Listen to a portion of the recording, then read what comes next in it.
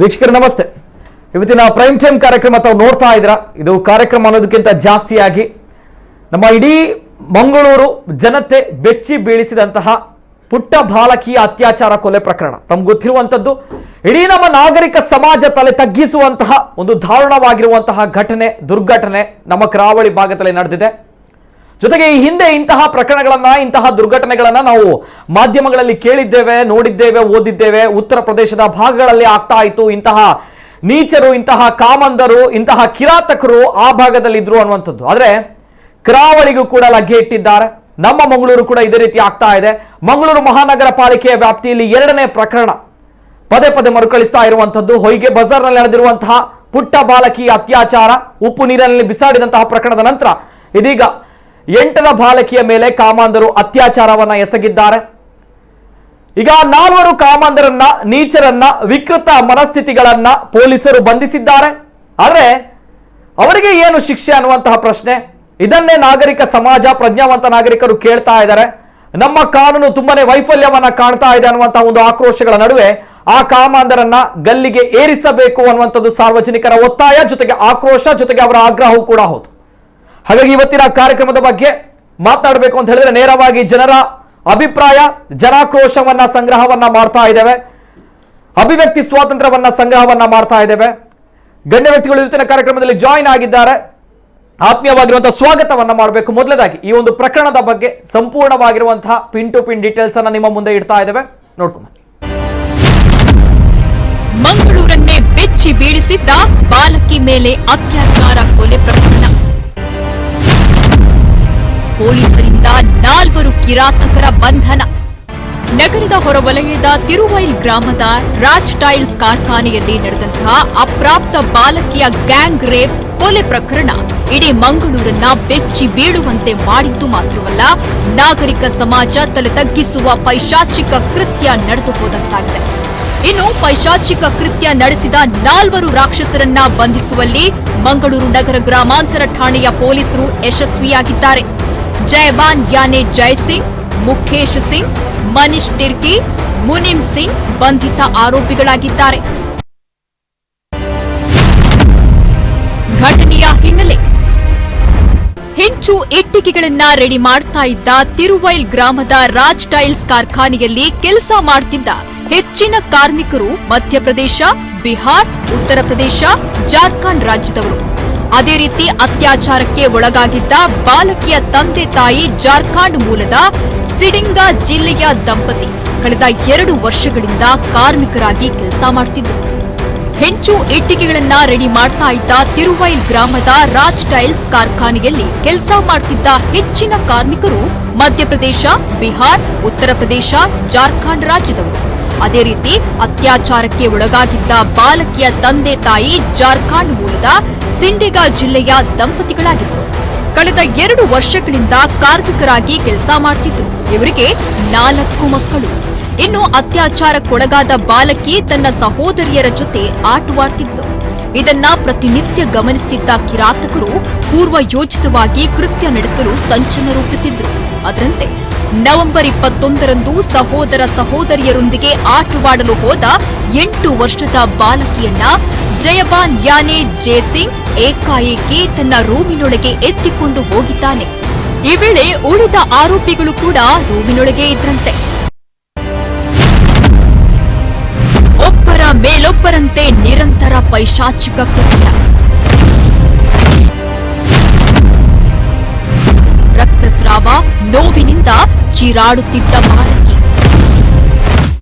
ಬಾಲಕಿಯನ್ನ ರೂಮಿಗೆ ತಂದ ಕೂಡಲೇ ಮುಖೇಶ್ ಸಿಂಗ್ ಹಾಗೂ ಇತರ 3 ಸಹ ಕಾರ್ಮಿಕರು ಬಾಲಕಿ ಮೇಲರಕಿ ಪೈಶಾಚಿಕ ಕೃತ್ಯ ನಡೆಸಿದ್ದಾರೆ. ಓರ್ವ ಕಾರ್ಮಿಕ ಕೃತ್ಯದಲ್ಲಿ ತೊಡಗಿದ್ದ ವೇಳೆ ಹೊರಗಡೆಯಿಂದ ಯಾರಾದ್ರೂ ಬರ್ತಾರೆಯೇ ಅಂತ ರೂಮಿನ ಬಾಗಿಲ ಬಳಿ ಉಳಿದವರು ಕಾವಲು ಕಾಯ್ತಿದ್ರು. ಒಬ್ಬರ ಮೇಲೊಬ್ಬರು ನಿರಂತರ ನಡೆಸಿದ ಪೈಶಾಚಿಕ ಕೃತ್ಯದಿಂದ ಬಾಲಕಿ ರಕ್ತಸ್ರಾವ ಮತ್ತು ನೋವಿನಿಂದ ಚೀರಾಡಿದ್ದಾಳೆ. ಇದರಿಂದ ಹೆದರಿದ ಜಯಬಾನ್ ಯಾನೆ ಜಯಸಿಂಗ್ ಆಕೆಯ ಕತ್ತು ಹಿಸುಕಿ ಸಾಯಿಸ್ತಾನೆ. ಕೃತ್ಯ ಎಷ್ಟು ಘೋರ ಮತ್ತು ಭೀಕರವಾಗಿತ್ತೆಂದ್ರೆ 4ನೇ ಆರೋಪಿ ಮುನಿಮ್ ಸಿಂಗ್ ಬಾಲಕಿ ಮೇಲೆರಗಲು ಮುಂದಾದಾಗ ಅದಾಗಲೇ ಪ್ರಾಣ ಬಿಟ್ಟಿರ್ತಾಳೆ.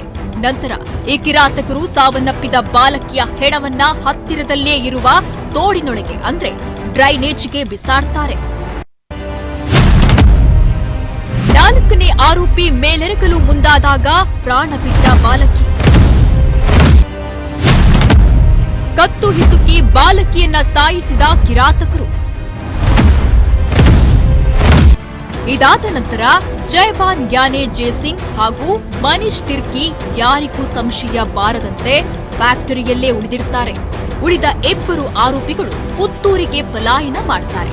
ಘಟನೆಯ ಬಳಿಕ ಬಾಲಕಿ ನಾಪತ್ತೆ ಪ್ರಕರಣ ಬೆಳಕಿಗೆ ಬಂದು ಬಾಲಕಿಯ ಹೆತ್ತವರು ಸೇರಿ ಇತರ ಕಾರ್ಮಿಕರು ಶೋಧ ಕಾರ್ಯದಲ್ಲಿ ತೊಡಗಿದಾಗ ಈ 2 ದುರುಳರು ಆಕೆಯನ್ನ ಹುಡುಕಾಡುವ ನಾಟಕವಾಡ್ತಾರೆ.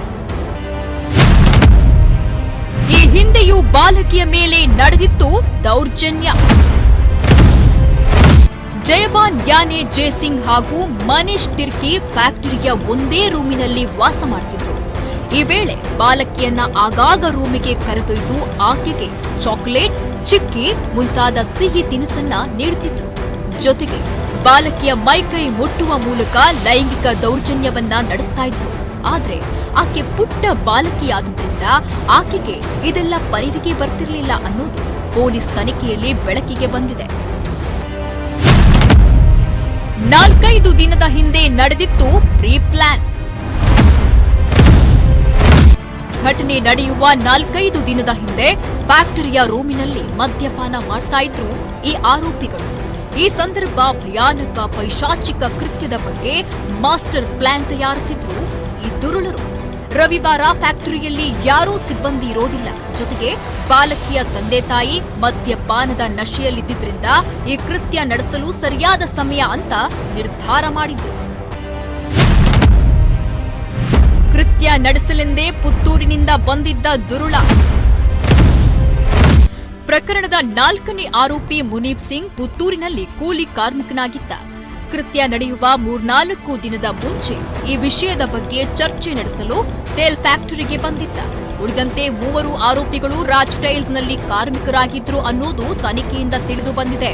ಸದ್ಯ ಆರೋಪಿಗಳು ಪೊಲೀಸ್ ಬಂಧನಕ್ಕೊಳಗಾಗಿದ್ದಾರೆ. ಇವರ ಮೇಲೆ ಕೊಲೆ ಮತ್ತು ಪೋಕ್ಸೋ ಪ್ರಕರಣ ದಾಖಲಿಸಲಾಗಿದೆ. ಈ ಮೂಲಕ ತಿಂಗಳೊಳಗೆ ಮಂಗಳೂರು ನಗರದಲ್ಲಿ ಬಾಲಕಿ ಮೇಲಿನ ಪೈಶಾಚಿಕ ಕೃತ್ಯದ 2ನೇ ಪ್ರಕರಣ ದಾಖಲಾದಂತಾಗಿದೆ. ಪೊಲೀಸರಿಗೆ ನಗದು ಬಹುಮಾನ. ಪೊಲೀಸರು ಅಲ್ಲಿನ ಎಲ್ಲಾ ಕಾರ್ಮಿಕರನ್ನ ಬಂಧಿಸಿ ತನಿಖೆಯನ್ನ ನಡೆಸಿದ್ರು. ತನಿಖೆಯ ವೇಳೆ ಈ 4 ಮೇಲೆ ಅನುಮಾನ ಬಲವಾಗಿ ಹೆಚ್ಚಿನ ತನಿಖೆ ನಡೆಸಿದಾಗ ಆರೋಪಿಗಳು ಕೃತ್ಯ ಎಸಗಿರುವುದನ್ನ ಬಾಯ್ಬಿಟ್ಟಿದ್ದಾರೆ. ಈ ಪತ್ತೆ ಕಾರ್ಯದಲ್ಲಿ ಸಹಕರಿಸಿದ ದಕ್ಷಿಣ ಉಪವಿಭಾಗದ ಸಹಾಯಕ ಪೊಲೀಸ್ ಆಯುಕ್ತರು ಸಿಬ್ಬಂದಿಗೆ ನಗದು ಬಹುಮಾನವನ್ನ ನೀಡಿದ್ದಾರೆ. 4 ಆರೋಪಿಗಳ ಮೇಲೆ ಮಂಗಳೂರು ಗ್ರಾಮಾಂತರ ಪೊಲೀಸ್ ಠಾಣೆಯಲ್ಲಿ ಪೋಕ್ಸೋ ಹಾಗೂ ಕೊಲೆ ಪ್ರಕರಣ ದಾಖಲಾಗಿದೆ. ಪೊಲೀಸ್ ಕಾರ್ಮಿಕ ಇಲಾಖೆ ಮೇಲಿದೆ ಹೆಚ್ಚಿನ ಜವಾಬ್ದಾರಿ. ಮಂಗಳೂರು ನಗರದಲ್ಲಿ ಹೊರ ಜಿಲ್ಲೆ ಸೇರಿ ಹೊರ ರಾಜ್ಯದ ಕಾರ್ಮಿಕರು ಹೆಚ್ಚಿನ ಸಂಖ್ಯೆಯಲ್ಲಿದ್ದಾರೆ. ಇಂತಹ ಪ್ರಕರಣ ಅಥವಾ ಯಾವುದೇ ಪ್ರಕರಣ ನಡೆದಾಗ ಅವರನ್ನ ಪತ್ತೆ ಹಚ್ಚೋದು ಕಷ್ಟ ಸಾಧ್ಯದ ಕೆಲಸ. ಆದ್ದರಿಂದ ಪೊಲೀಸ್ ಮತ್ತು ಕಾರ್ಮಿಕ ಇಲಾಖೆ ಇಂತಹ ಕಾರ್ಖಾನೆಯಲ್ಲಿ ಕೆಲಸ ಮಾಡುವ ಕಾರ್ಮಿಕರ ಮೇಲೆ ಜೊತೆಗೆ ಇವರನ್ನ ಕರೆತರುವ ಮುಖಂಡನ ಮೇಲೆ ನಿಗಾ ವಹಿಸಬೇಕು. ಕೆಲವರು ಹಣದ ಆಸೆಗೆ ಇಲ್ಲಿ ಕೆಲಸಕ್ಕೆ ಬಂದು ಕಳವು, ಅತ್ಯಾಚಾರ, ಕೊಲೆ ಕೃತ್ಯದಲ್ಲಿ ಭಾಗಿಯಾದ್ರೆ ಅವರನ್ನ ಟ್ರೇಸ್ ಮಾಡುವುದು ಕಷ್ಟದ ಕೆಲಸ.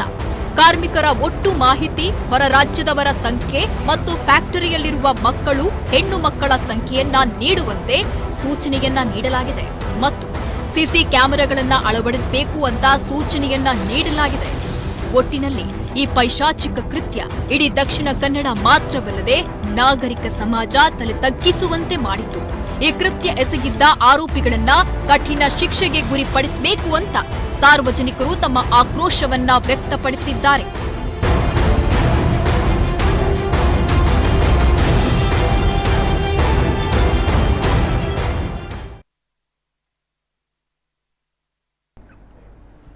ಇದು ಪ್ರಕರಣದ ಸಂಕ್ಷಿಪ್ತವಾಗಿರುವಂತಹ ಪಿನ್ ಟು ಪಿನ್ ಡೀಟೇಲ್ಸ್ಗಳನ್ನು ನಿಮ್ಮ ಮುಂದೆ ಇಟ್ಟಿದ್ದೇವೆ. ಕಾರಣ ಏನಿಲ್ಲ, ಈ ಒಂದು ದುರ್ಘಟನೆ, ಈ ಒಂದು ನಾಚಿಕೆಗೇಡಿನ ನಾಗರಿಕ ಸಮಾಜ ತಲೆ ತಗ್ಗಿಸುವಂತಹ ಘಟನೆ ಏನಿದೆ, ಈ ಘಟನೆಯ ಬಗ್ಗೆ ಜನರಿಗೂ ಕೂಡ ಸ್ವಲ್ಪ ಅರ್ಥ ಆಗಲಿ ಅನ್ನುವಂಥದ್ದು ನಮ್ಮ ಸಮಾಜ ಎತ್ತ ಹೋಗ್ತಾ ಇದೆ. ನಮ್ಮ ನಾಗರಿಕ ಸಮಾಜ ಅನಾಗರಿಕರಾಗಿ ಯಾವ ರೀತಿ ನಾವುಗಳು ಪರಿವರ್ತನೆಗೊಳ್ತಾ ಇದ್ದೇವೆ ಅನ್ನುವಂಥದ್ದು, ಜೊತೆಗೆ ಚಿಕ್ಕ ಮಕ್ಕಳು ನಮ್ಮ ಸಮಾಜದಲ್ಲಿ ಎಷ್ಟು ಸುರಕ್ಷಿತರಾಗಿರ್ತಾರೆ ಅನ್ನುವಂಥ ಪ್ರಶ್ನೆಗಳ ನಡುವೆ ಈ ಕಾಮದರನ್ನ ನಾವು ಯಾವ ರೀತಿ ಮಟ್ಟ ಹಾಕಬೇಕು ಅನ್ನುವಂಥ ಪ್ರಶ್ನೆಗಳ ನಡುವೆ ಈ ಒಂದು ದುರ್ಘಟನೆಯ ಭೀಕರತೆಯನ್ನ ತೋರಿಸಬೇಕು ಅನ್ನುವಂತಹ ವಿಚಾರಗಳಲ್ಲಿ ಎಲ್ಲೂ ಕೂಡ ಮಾಧ್ಯಮ ಧರ್ಮವನ್ನ ನಾವು ಎಲ್ಲೂ ಕೂಡ ಬಿಟ್ಟು ಕೊಡಲಿಲ್ಲ ಅನ್ನುವಂಥದ್ದು ಅಷ್ಟೇ ಸತ್ಯದ ವಿಚಾರ. ಅದೆಲ್ಲೋ ಕೆಲವು ಕಡೆಗಳಲ್ಲಿ ನಾವು ನೋಡಿದ್ದೇವೆ ಮಾಧ್ಯಮಗಳಲ್ಲಿ ಆ ಪುಟ್ಟ ಬಾಲಕಿಯ ಫೋಟೋಗಳನ್ನ ಭಾವಚಿತ್ರಗಳನ್ನ ಕೂಡ ಹಾಕಿದ್ದಾರೆ. ದಯಮಾಡಿ ಇಂತಹ ಪಾಪದ ಕೃತ್ಯಗಳನ್ನ ಯಾವತ್ತೂ ಮಾಡಬೇಡಿ. ಅದರ ಪರಿಸ್ಥಿತಿ ಯಾವ ರೀತಿ ಇದೆ, ಜೊತೆಗೆ ಆ ಕಾಮಂದರು ಬಂಧಿತರಾಗಿದ್ದಾರೆ, ಅವರ ನಮ್ಮ ಮುಂದೆ ಇದ್ದಾರೆ, ಅವರು ಏನ್ ಮಾಡ್ತಾರೆ ಅವರನ್ನ ಅನ್ನುವಂಥ ಪ್ರಶ್ನೆ ನಮ್ಮ ಕಣ್ಣ ಮುಂದೆ ಇರುವಂಥದ್ದು. ಪ್ರತಿಯೊಬ್ಬರು ಕೂಡ ಹೇಳುವಂಥದ್ದು ಅವರನ್ನ ಗಲ್ಲಿಗೇರಿಸಬೇಕು ಅನ್ನುವಂಥದ್ದು. ಇನ್ನು ಕೆಲವರು ಹೇಳುವಂಥದ್ದು ಅವರನ್ನ ಗಲ್ಲಿಗೇರಿಸಬೇಡಿ, ನಮ್ಮ ಮುಂದೆ ತಂದು ನಿಲ್ಲಿಸಿ, ಸಾರ್ವಜನಿಕವಾಗಿ ತಂದು ನಿಲ್ಲಿಸಿ, ನಾವುಗಳು ಶಿಕ್ಷೆ ಕೊಡ್ತೇವೆ, ಯಾಕಂದ್ರೆ ಪ್ರಜಾಪ್ರಭುತ್ವ ನಮಗೆ ಹಕ್ಕನ್ನು ಕೊಟ್ಟಿದೆ ಅನ್ನುವಂಥ ವಿಚಾರವನ್ನ ಪ್ರತಿಯೊಬ್ಬರು ಕೂಡ ಹೇಳ್ತಾ ಇದ್ದಾರೆ. ಯಾಕಂದ್ರೆ ಅವರವರ ಆಕ್ರೋಶ, ಇನ್ನು ಕೆಲವರು ಹೇಳುವಂತಹ ಪ್ರಕಾರ ಎನ್ಕೌಂಟರ್ ಮಾಡಿ ಅನ್ನುವಂಥದ್ದು, ಇದು ಪ್ರತಿಯೊಬ್ಬರ ಆಕ್ರೋಶ. ಈ ಜನಾಕ್ರೋಶವನ್ನ, ಅಭಿವ್ಯಕ್ತಿ ಸ್ವಾತಂತ್ರ್ಯವನ್ನ, ಜನರ ಅಭಿಪ್ರಾಯವನ್ನ ಈ ವಿಚಾರದಲ್ಲಿ ನಾನು ಪಡೆದುಕೊಳ್ಳಲೇಬೇಕಾಗುತ್ತೆ. ಯಾಕಂದ್ರೆ ಪೊಲೀಸ್ ಇಲಾಖೆ ನೋಡುತ್ತೆ, ನಮ್ಮ ಸರ್ಕಾರ ಕೂಡ ನೋಡುತ್ತೆ. ಈ ಹಿಂದೆ ಉತ್ತರ ಪ್ರದೇಶದ ಭಾಗಗಳಲ್ಲಿ ಇಂತಹ ಪ್ರಕರಣಗಳನ್ನು ಕೇಳ್ತಾ ಇದ್ವಿ. ಇದೀಗ ನಮ್ಮ ಮಂಗಳೂರಿನಲ್ಲಿ ಕಾಲಿಟ್ಟಿದೆ ಅನ್ನುವಂಥದ್ದು. ಕಳೆದ ಬಾರಿಯೂ ಕೂಡ, ಕಳೆದ ತಿಂಗಳ ಹೊತ್ತಿನಲ್ಲಿಯೂ ಕೂಡ ಬಂಟ್ವಾಳದಲ್ಲೂ ಕೂಡ ಇದೇ ರೀತಿ ಪ್ರಕರಣ ನಡೆದಿರುವಂಥದ್ದು. ಎಲ್ಲ ವಿಚಾರದ ಬಗ್ಗೆ ಮಾತಾಡಬೇಕು. ನಮ್ಮ ಜೊತೆ ಅತಿಥಿಗಳು ಜಾಯಿನ್ ಆಗಿದ್ದಾರೆ. ಜೊತೆಗೆ ತಮ್ಮ ಪ್ರಮುಖವಾಗಿ ನಾನು ಜನರ ಅಭಿವ್ಯಕ್ತಿ ಸ್ವಾತಂತ್ರ್ಯವನ್ನ ಕೂಡ ಸ್ವೀಕಾರ ಮಾಡ್ತೇನೆ, ಜನಾಭಿಪ್ರಾಯವನ್ನ ಸಂಗ್ರಹ ಮಾಡ್ತೇನೆ. ಅತಿಥಿಗಳು ಜಾಯಿನ್ ಆಗಿದ್ದಾರೆ, ಆತ್ಮೀಯವಾಗಿರುವಂತಹ ಸ್ವಾಗತವನ್ನ ಮಾಡ್ತಾ ಇದ್ದೇನೆ. ಮೊದಲಾಗಿ ಪದೇ ಪದೇ ಪುಟ್ಟ ಮಕ್ಕಳ ಮೇಲೆ ಆಗ್ತಾ ಇರುವಂತಹ ಇಂತಹ ಲೈಂಗಿಕ ದೌರ್ಜನ್ಯಗಳು, ಆಗ್ಲೇ ಹೇಳಿದಾಗೆ ಹೊಯ್ಗೆ ಬಜಾರ್ನಲ್ಲಿ ನಡೆದಿರುವಂತದ್ದು, ಬಂಟ್ವಾಳದಲ್ಲಿ ನಡೆದಿರುವಂತದ್ದು. ಜೊತೆಗೆ ಯಾಕೆ ಅಂತ ಹೇಳಿದ್ರೆ ಈ ಪುಟ್ಟ ಮಕ್ಕಳು ಗೊತ್ತಿರಲ್ಲ ಅವರಿಗೆ ಏನಾಗ್ತಾ ಇದೆ ಅನ್ನುವಂಥದ್ದು. ಚಾಕ್ಲೇಟ್ ಕೊಡುವಂತದ್ದ, ಇನ್ನಿತರ ಆಟ ಸಾಮಾನುಗಳನ್ನ ಕೊಡುವಂತದ್ದ, ಅವ್ರಿಗೆ ಗೊತ್ತಿಲ್ಲ ಏನ್ ಆಗ್ತಾ ಇದೆ, ಏನ್ ಮಾಡ್ತಾ ಇದಾರೆ ಈ ನೀಚರು ಅನ್ನುವಂಥದ್ದು. ಹಾಗಾಗಿ ಅವರನ್ನ ದುರ್ಬಳಕೆ ಮಾಡ್ತಾ ಇದ್ದಾರೆ, ಅವರನ್ನ ಬಳಕೆ ಮಾಡ್ತಾ ಇದ್ದಾರೆ. ಈ ಮಕ್ಕಳ ಮನಸ್ಥಿತಿ, ಮಕ್ಕಳ ಸುರಕ್ಷತೆ ಎಷ್ಟು ಮುಖ್ಯ ಅನ್ನೋದ ಪ್ರಶ್ನೆ ಬರುತ್ತೆ. ನಮ್ಮ ಜೊತೆ ನೇರವಾಗಿ ಚೈಲ್ಡ್ ಲೈನ್ ದಕ್ಷಿಣ ಕನ್ನಡದ ಕೇಂದ್ರ ಸಂಯೋಜಕರಿದ್ದಾರೆ ದೀಕ್ಷಿತ್ ಅವರು. ಆತ್ಮೀಯವಾಗಿರುವಂತಹ ಸ್ವಾಗತ ದೀಕ್ಷಿತ್ ಅವರಿಗೆ. ನಮಸ್ತೆ. ಅದೇ ರೀತಿ ನಮ್ಮ ಜೊತೆ ಈ ಒಂದು ವಿಚಾರ ನಡೆದಾಗ ಖಂಡನೆಯನ್ನ ವ್ಯಕ್ತಪಡಿಸಿರುವಂತಹ ಹಿಂದೂ ಮಹಾಸಭಾದ ರಾಜ್ಯ ವಕ್ತಾರರು ಧರ್ಮೇಂದ್ರ ಅವರಿದ್ದಾರೆ. ಆತ್ಮೀಯವಾಗಿರುವಂತಹ ಸ್ವಾಗತ ಸರ್ ತಮಗೆ. ನಮಸ್ತೆ ಸರ್. ಅದೇ ರೀತಿ ನಮ್ಮ ಜೊತೆ ಮಹಿಳಾ ಪರ ಹೋರಾಟಗಾರರು ಆಶಾ ಜಗದೀಶ್ ಅವರಿದ್ದಾರೆ. ಆತ್ಮೀಯವಾಗಿರುವಂತಹ ಸ್ವಾಗತ ಮೇಡಮ್ ತಮಗೆ. ನಮಸ್ತೆ. ಅದೇ ರೀತಿ ನಮ್ಮ ಜೊತೆ ಮಹಿಳಾ ಪರ ಹೋರಾಟಗಾರರು ಇವತ್ತು ಬೆಳಗ್ಗೆಯಿಂದಲೇ ಒಂದು ಪ್ರೆಸ್ ಮೀಟ್ ಅನ್ನ ಕರೆದು, ಮಾಧ್ಯಮವನ್ನ ಕರೆದು ತಮ್ಮ ಆಕ್ರೋಶವನ್ನ, ಜೊತೆಗೆ ಹೆಣ್ಮಕ್ಳ ಮೇಲೆ ಆಗ್ತಾ ಇರುವಂತಹ ಒಂದು ಏನು ಕೆಟ್ಟ ಘಟನೆಗಳು ನಡೀತಾ ಇದೆ ಇದರ ಬಗ್ಗೆ ಖಂಡನೆ ವ್ಯಕ್ತಪಡಿಸಿದ್ದಾರೆ ಪ್ರತಿಭಾ ಕುಳಾಯಿ ಅವರು. ಆತ್ಮೀಯವಾಗಿರುವಂತಹ ಸ್ವಾಗತ ತಮಗೂ ಕೂಡ. 4 ಗಣ್ಯ ವ್ಯಕ್ತಿಗಳು ಕಾರ್ಯಕ್ರಮದಲ್ಲಿ ಜಾಯಿನ್ ಆಗಿದ್ದಾರೆ. ತಮ್ಗಳ ಆಕ್ರೋಶವನ್ನ, ತಮಗಳ ಅಭಿವ್ಯಕ್ತಿ ಸ್ವಾತಂತ್ರ್ಯವನ್ನ ನಾನು ಸ್ವೀಕಾರ ಮಾಡ್ತೇನೆ. ಪ್ರಥಮವಾಗಿ 4 ಗಣ್ಯ ವ್ಯಕ್ತಿಗಳ ಜೊತೆ ಫಸ್ಟ್ ರಿಯಾಕ್ಷನ್ ನಾನು ತೆಗೆದುಕೊಳ್ತಾ ಇದ್ದೇನೆ. ನೇರವಾಗಿ ನಾನು ಪ್ರತಿಭಾ ಕುಳಾಯಿ ಅವ್ರ ಜೊತೆ ಹೋಗ್ತಾ ಇದ್ದೇನೆ. Yes madam, first reaction. ನೀವು ಆ ವಿಡಿಯೋ ತೋರಿಸಿ ನಮ್ಮನ್ನೆಲ್ಲ ತುಂಬಾ ಇಮೋಷನಲ್ ಮಾಡಿದ್ರಿ. ಓಕೆ, ಏನೋ ಒಂದು ಆಕ್ರೋಶ ಮನಸ್ಸಲ್ಲಿತ್ತು. ಬಟ್ ಅದನ್ನ ನೋಡಿ ಇಂಥವ್ರು ಇದ್ದಾರಲ್ಲ ಈ ಸಮಾಜದಲ್ಲಿ ಅಂತ ಹೇಳುವ ಒಂದು ಮನಸ್ಥಿತಿ ಬಂತು ನನಗೆ. ಇನ್ನೊಂದೇನಂದ್ರೆ, ಜಸ್ಟಿಸ್ ಫಾರ್ ದಿಸ್ ವಿಕ್ಟಿಮ್ ಅಂತ ನಾನು ಖಂಡಿತ ಹೇಳುವುದಿಲ್ಲ. Justice for our self. ನಾನು ಒಂದು ಹೆಣ್ಣು, ನನಗೆ ಮಗಳಿದ್ದಾಳೆ, ನನ್ನ ಸಮಾಜದಲ್ಲಿ ಎಷ್ಟೋ ಜನ ಹೆಣ್ಮಕ್ಳಿದ್ದಾರೆ, ಅವರಿಗೆ ಜಸ್ಟಿಸ್ ಬೇಕು. ಈ ಹೆಣ್ಣು ಮಗು ಏನಿದೆ ಸತ್ತಾಯ್ತದು, ಅದಕ್ಕೆ ಯಾರಿಗೂ ಜಸ್ಟಿಸ್ ಕೊಡ್ಲಿಕ್ಕೆ ಸಾಧ್ಯವೇ ಇಲ್ಲ, ಖಂಡಿತ ಇಲ್ಲ. Because the life is over. ಯಾರಿಗೆ ಜಸ್ಟಿಸ್ ಕೊಡ್ತೀರಿ ನೀವು? ಒಂದು ಜೀವ ಅದು ಹೋಗಿ ಆಯ್ತು. ಜಸ್ಟಿಸ್ ನಮ್ಮಂಥವ್ರಿಗೆ ಬೇಕು, ನಾವು ಸುರಕ್ಷಿತರಿಲ್ಲ. ಸೊ ಈ ಹೋರಾಟ ಏನಿದೆ ನಾವೆಲ್ಲ ಸೇರ್ಕೊಂಡು ಮಾಡಬೇಕು. ನಮ್ಮ ಹೆಣ್ಮಕ್ಳಿಗೆ, ನಮ್ಮ ಹೆಂಡತಿಗೆ, ನಮ್ಮ ಅಮ್ಮನಿಗೆ, ನಮ್ಮ ಮಗಳಿಗೆ, ನಮ್ಮ ಸಮಾಜದಲ್ಲಿದ್ದ ಎಲ್ಲ ಹೆಣ್ಮಕ್ಳಿಗೆ ನಾವೆಲ್ಲರೂ ಸೇರಿ ಸಮಾಜದಲ್ಲಿ ಈ ಹೋರಾಟವನ್ನು ತೀವ್ರವಾಗಿ ಮಾಡಬೇಕು. ಮತ್ತೆ ಯಾರು ಈ ರೀತಿ ಕೃತ್ಯ ಮಾಡಿದ್ದಾರೆ, they have to be punished in such a way, ಇನ್ನೊಬ್ರು ಅದನ್ನು ಮಾಡುವಾಗ 10 ಸಲ ಆಲೋಚನೆ ಮಾಡಬೇಕು.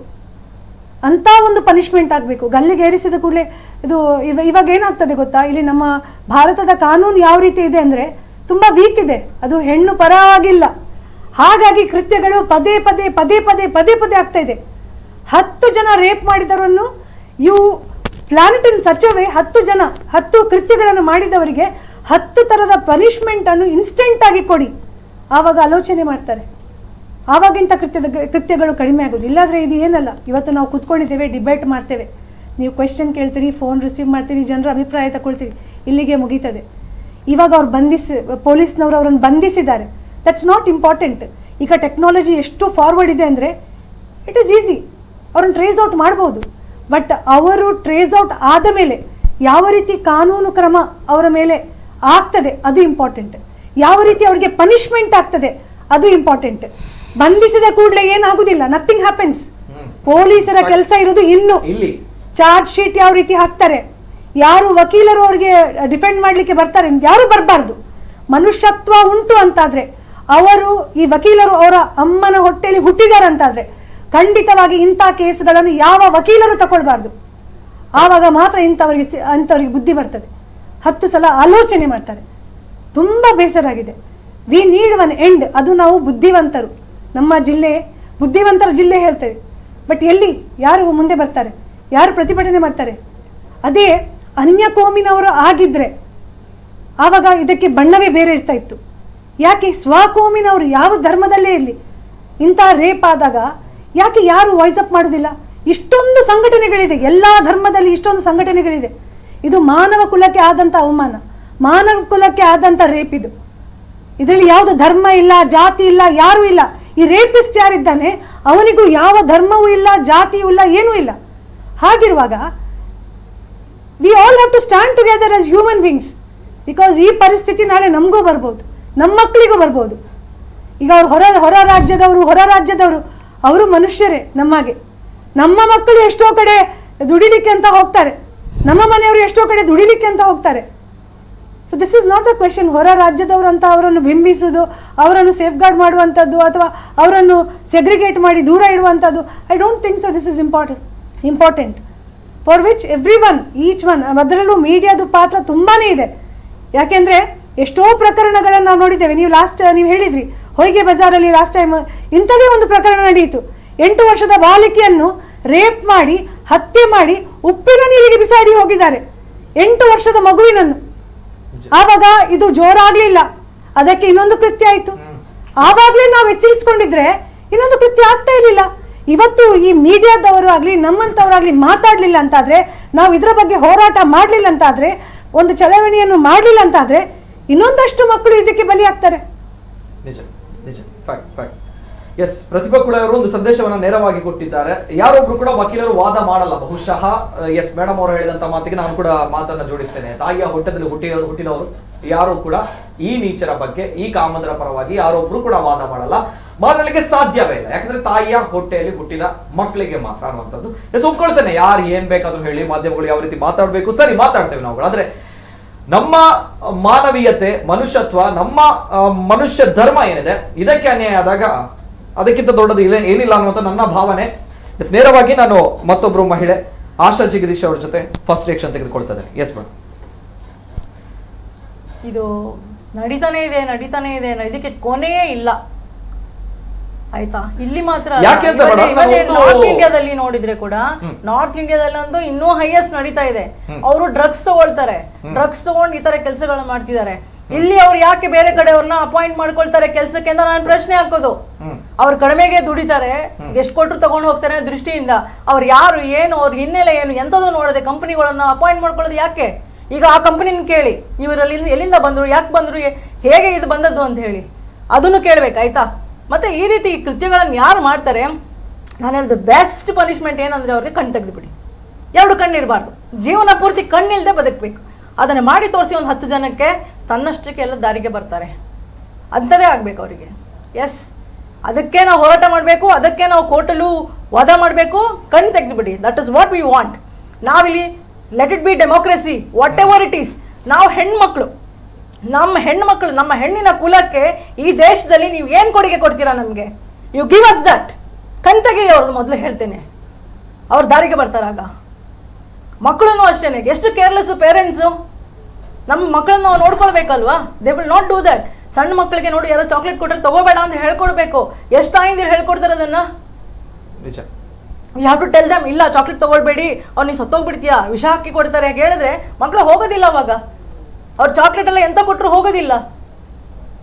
ಅದನ್ನ ಕೇಳುವಾಗ್ಲೇ ನೋಡಿ ನಮ್ಗೆ ಉರಿ ಬರ್ತದೆ ಮೈಯೆಲ್ಲ. ನಿಜ ಮೇಡಮ್, ನಾನು ಕೂಡ ಮಾತಾಡ್ತಿದ್ದೇನೆ, ಏನು ಗೊತ್ತಿಲ್ಲ, ಹೊಡಿತಾ ಇದೆ ತಲೆ ಮೇಲೆ.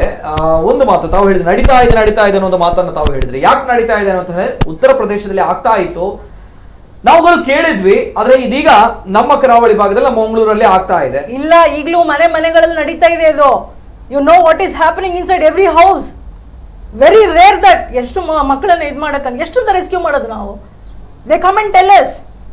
ನಾವು ಮಕ್ಕಳಿಗೆ ಮೆಲ್ಲ ಯಾವ ಮಕ್ಕಳು ಸಿಕ್ಕರು ನಾವು ಬಿಡೋದಿಲ್ಲ, ಮೆಲ್ಲ ಕರೆದು ಕೇಳ್ತೀನಿ ಏನಾಗ್ತಿದೆ ಆ ಮಗು ಲೈಫಲ್ಲಿ ಅಂತ. ದೇ ವಿಲ್ ಟೆಲ್ ಅಂಕಲ್ಲ ಏನು ಯಾರೋ ಒಬ್ರು ಆ ಥರದಲ್ಲಿ ಇರ್ತಾರೆ. ಏನಿದು, how we can stop this ಅಂತ ಹೇಳಿ ನೋಡೋಣ. ಒಂದು ಕೃತ್ಯಕ್ಕೆ ನಾವು ಇಷ್ಟೊಂದು ತಲೆ ಬಿಸಿ ಮಾಡ್ಕೊಳ್ತಿದ್ದೀವಿ. ಎಷ್ಟು ನಡೀತಿದೆ ಗೊತ್ತಾ, ಹೀಗೆ ಎಷ್ಟು ಮುಚ್ಚೋಗಿದೆ ಗೊತ್ತಾ, ಎಷ್ಟು ಪೇರೆಂಟ್ಸ್ ಹೇಳೋದೇ ಇಲ್ಲ ಗೊತ್ತಾ, ಹೊರಗೆ ಗೊತ್ತಾದ್ರೆ ನಾಚಿಕೆ ಅಂತ ಹೇಳಿ. ಓಕೆ ಓಕೆ ಸರಿ ಮೇಡಮ್, ಬರ್ತೇನೆ. ಆಶಾ ಜಗದೀಶ್ ಅವರು ಜೊತೆಗೆ ಧರ್ಮೇಂದ್ರ ಅವರು ಹಿಂದೂ ಮಹಾಸಭಾ ರಾಜ್ಯ ವಕ್ತಾರರು. ಧರ್ಮೇಂದ್ರ ಅವರು, ಎಸ್ ಸರ್, ತಾವು ಪುರುಷರಾಗಿ ಎಸ್ ಈ ಒಂದು ಘಟನೆಯನ್ನ ಅಲ್ಲ, ಪುರುಷ ಅನ್ನೋದಕ್ಕಿಂತ ಒಬ್ಬ ಮಾನವನಾಗಿ ನಾನು ಮಾತಾಡಬೇಕು. Okay right. ಯಾಕೆಂದ್ರೆ ನಾನೊಂದು ಮಗುವಿನ ತಂದೆ, ಹೆಣ್ಣು ಮಗುವಿನ ಎಸ್. ಈಗ ನೀವು ಅದನ್ನು ತೋರಿಸುವಾಗಲೇ ನಾನು ಹೇಳಿದೆ ನಿಲ್ಲಿಸ್ಬಿಡಿ, ನೋಡಕ್ ಆಗ್ತಾ ಇಲ್ಲ ಅಂತ. ಯಾಕೆಂದ್ರೆ ಆ ಜಾಗದಲ್ಲಿ ನನ್ನ ಮಗುವನ್ನ ಕಲ್ಪಿಸಿಕೊಂಡಾಗ ನನಗೆಷ್ಟು ನೋವಾಗುತ್ತೆ ಅನ್ನೋದನ್ನ ನಾನು ಅರ್ಥ ಮಾಡ್ಕೊಳ್ಬೇಕು. ಯಾಕೆಂದ್ರೆ ಆ ನೋವಿದೆ ನೋಡಿ, ಅದು ಅರ್ಥವನಿಗೆ ಅರ್ಥ ಆಗುತ್ತೆ. ಅದೇನೇ ಇರಲಿ, ಈಗ ನನ್ನ ಇಬ್ಬರು ತಾಯಂದ್ರು ಒಂದೊಂದು ಮಾತನ್ನು ಹೇಳಿದ್ರು, ಕಾನೂನು ಮತ್ತೆ ಶಿಕ್ಷೆ ಎಂಬುದು. ಹೌದು, ನಮ್ಮ ದೇಶದಲ್ಲಿ ಕಾನೂನು ಶಕ್ತವಾಗಿದೆ, ಆದರೆ ಅದು ಇಂಪ್ಲಿಮೆಂಟ್ ಆಗ್ತಾ ಇಲ್ಲ. ಅನುಷ್ಠಾನಕ್ಕೆ ಬರುವಂಥ ರೀತಿ ನೀತಿಗಳು ನನ್ನ ಲೆಕ್ಕದಲ್ಲಿ ತಪ್ಪಿದೆ. ಯಾಕೆಂದರೆ ಇವತ್ತು ಶಿಕ್ಷೆ ಮಾಡಿದವನು ಜಾಮೀನು ತಗೊಂಡು ಹೊರಗೆ ಬರ್ತಾನೆ, ಮತ್ತೆ ಅದೇ ಕೃತ್ಯವನ್ನು ಮಾಡ್ತಾನೆ. ಯಾವುದೇ ಇರ್ಬೋದು, ಯಾವುದೇ ಕೃತ್ಯ. ಅದರೊಳಗೆ ಇದನ್ನು ನಾವು ಪರಿಗಣಿಸಿಕೊಂಡ್ರೆ ಇಂಥ ಘಟನೆಗಳನ್ನು ನಾವು ತುಂಬ ನೋಡಿದ್ದೇವೆ. ನನ್ನ ಜೀವನದಲ್ಲಿ ನಾನು ಅನೇಕ ವಿಚಾರಗಳನ್ನು ಪರಿಗಣಿಸಿದಾಗ ಈ ಅತ್ಯಾಚಾರ ಮಾಡಿದವು, ನೀವು ಆವಾಗ ಹೇಳಿದ್ದೀರಿ ನಮ್ಮ ತಾಯಿದ್ರು ನಾರ್ತಲ್ಲಿ ಆಗ್ತಾ ಇದೆ ಅಂತ. ನಾರ್ತ್ ಮಾತ್ರ ಅಂತ ಅಲ್ಲ, ಇವತ್ತು ಒಂದು ಮಾತು ನಾವು ಹೇಳ್ತೀವಿ, ಯಥಾ ರಾಜ ತಥಾ ಪ್ರಜಾ ಅಂತ ಒಂದು ಮಾತಿದೆ ನಮ್ಮಲ್ಲಿ. ನಮ್ಮನ್ನು ಆಳುವಂಥ ರಾಜಕಾರಣಿಗಳ ಇತಿಹಾಸವನ್ನು ಕೂಡ ನೀವು ತೆಗೆದು ನೋಡಿ, ಅನೇಕ ಕ್ರಿಮಿನಲ್ ಬ್ಯಾಕಪ್ ಇದ್ದವರೆಲ್ಲ ಇವತ್ತು ರಾಜಕಾರಣದಲ್ಲಿದ್ದಾರೆ.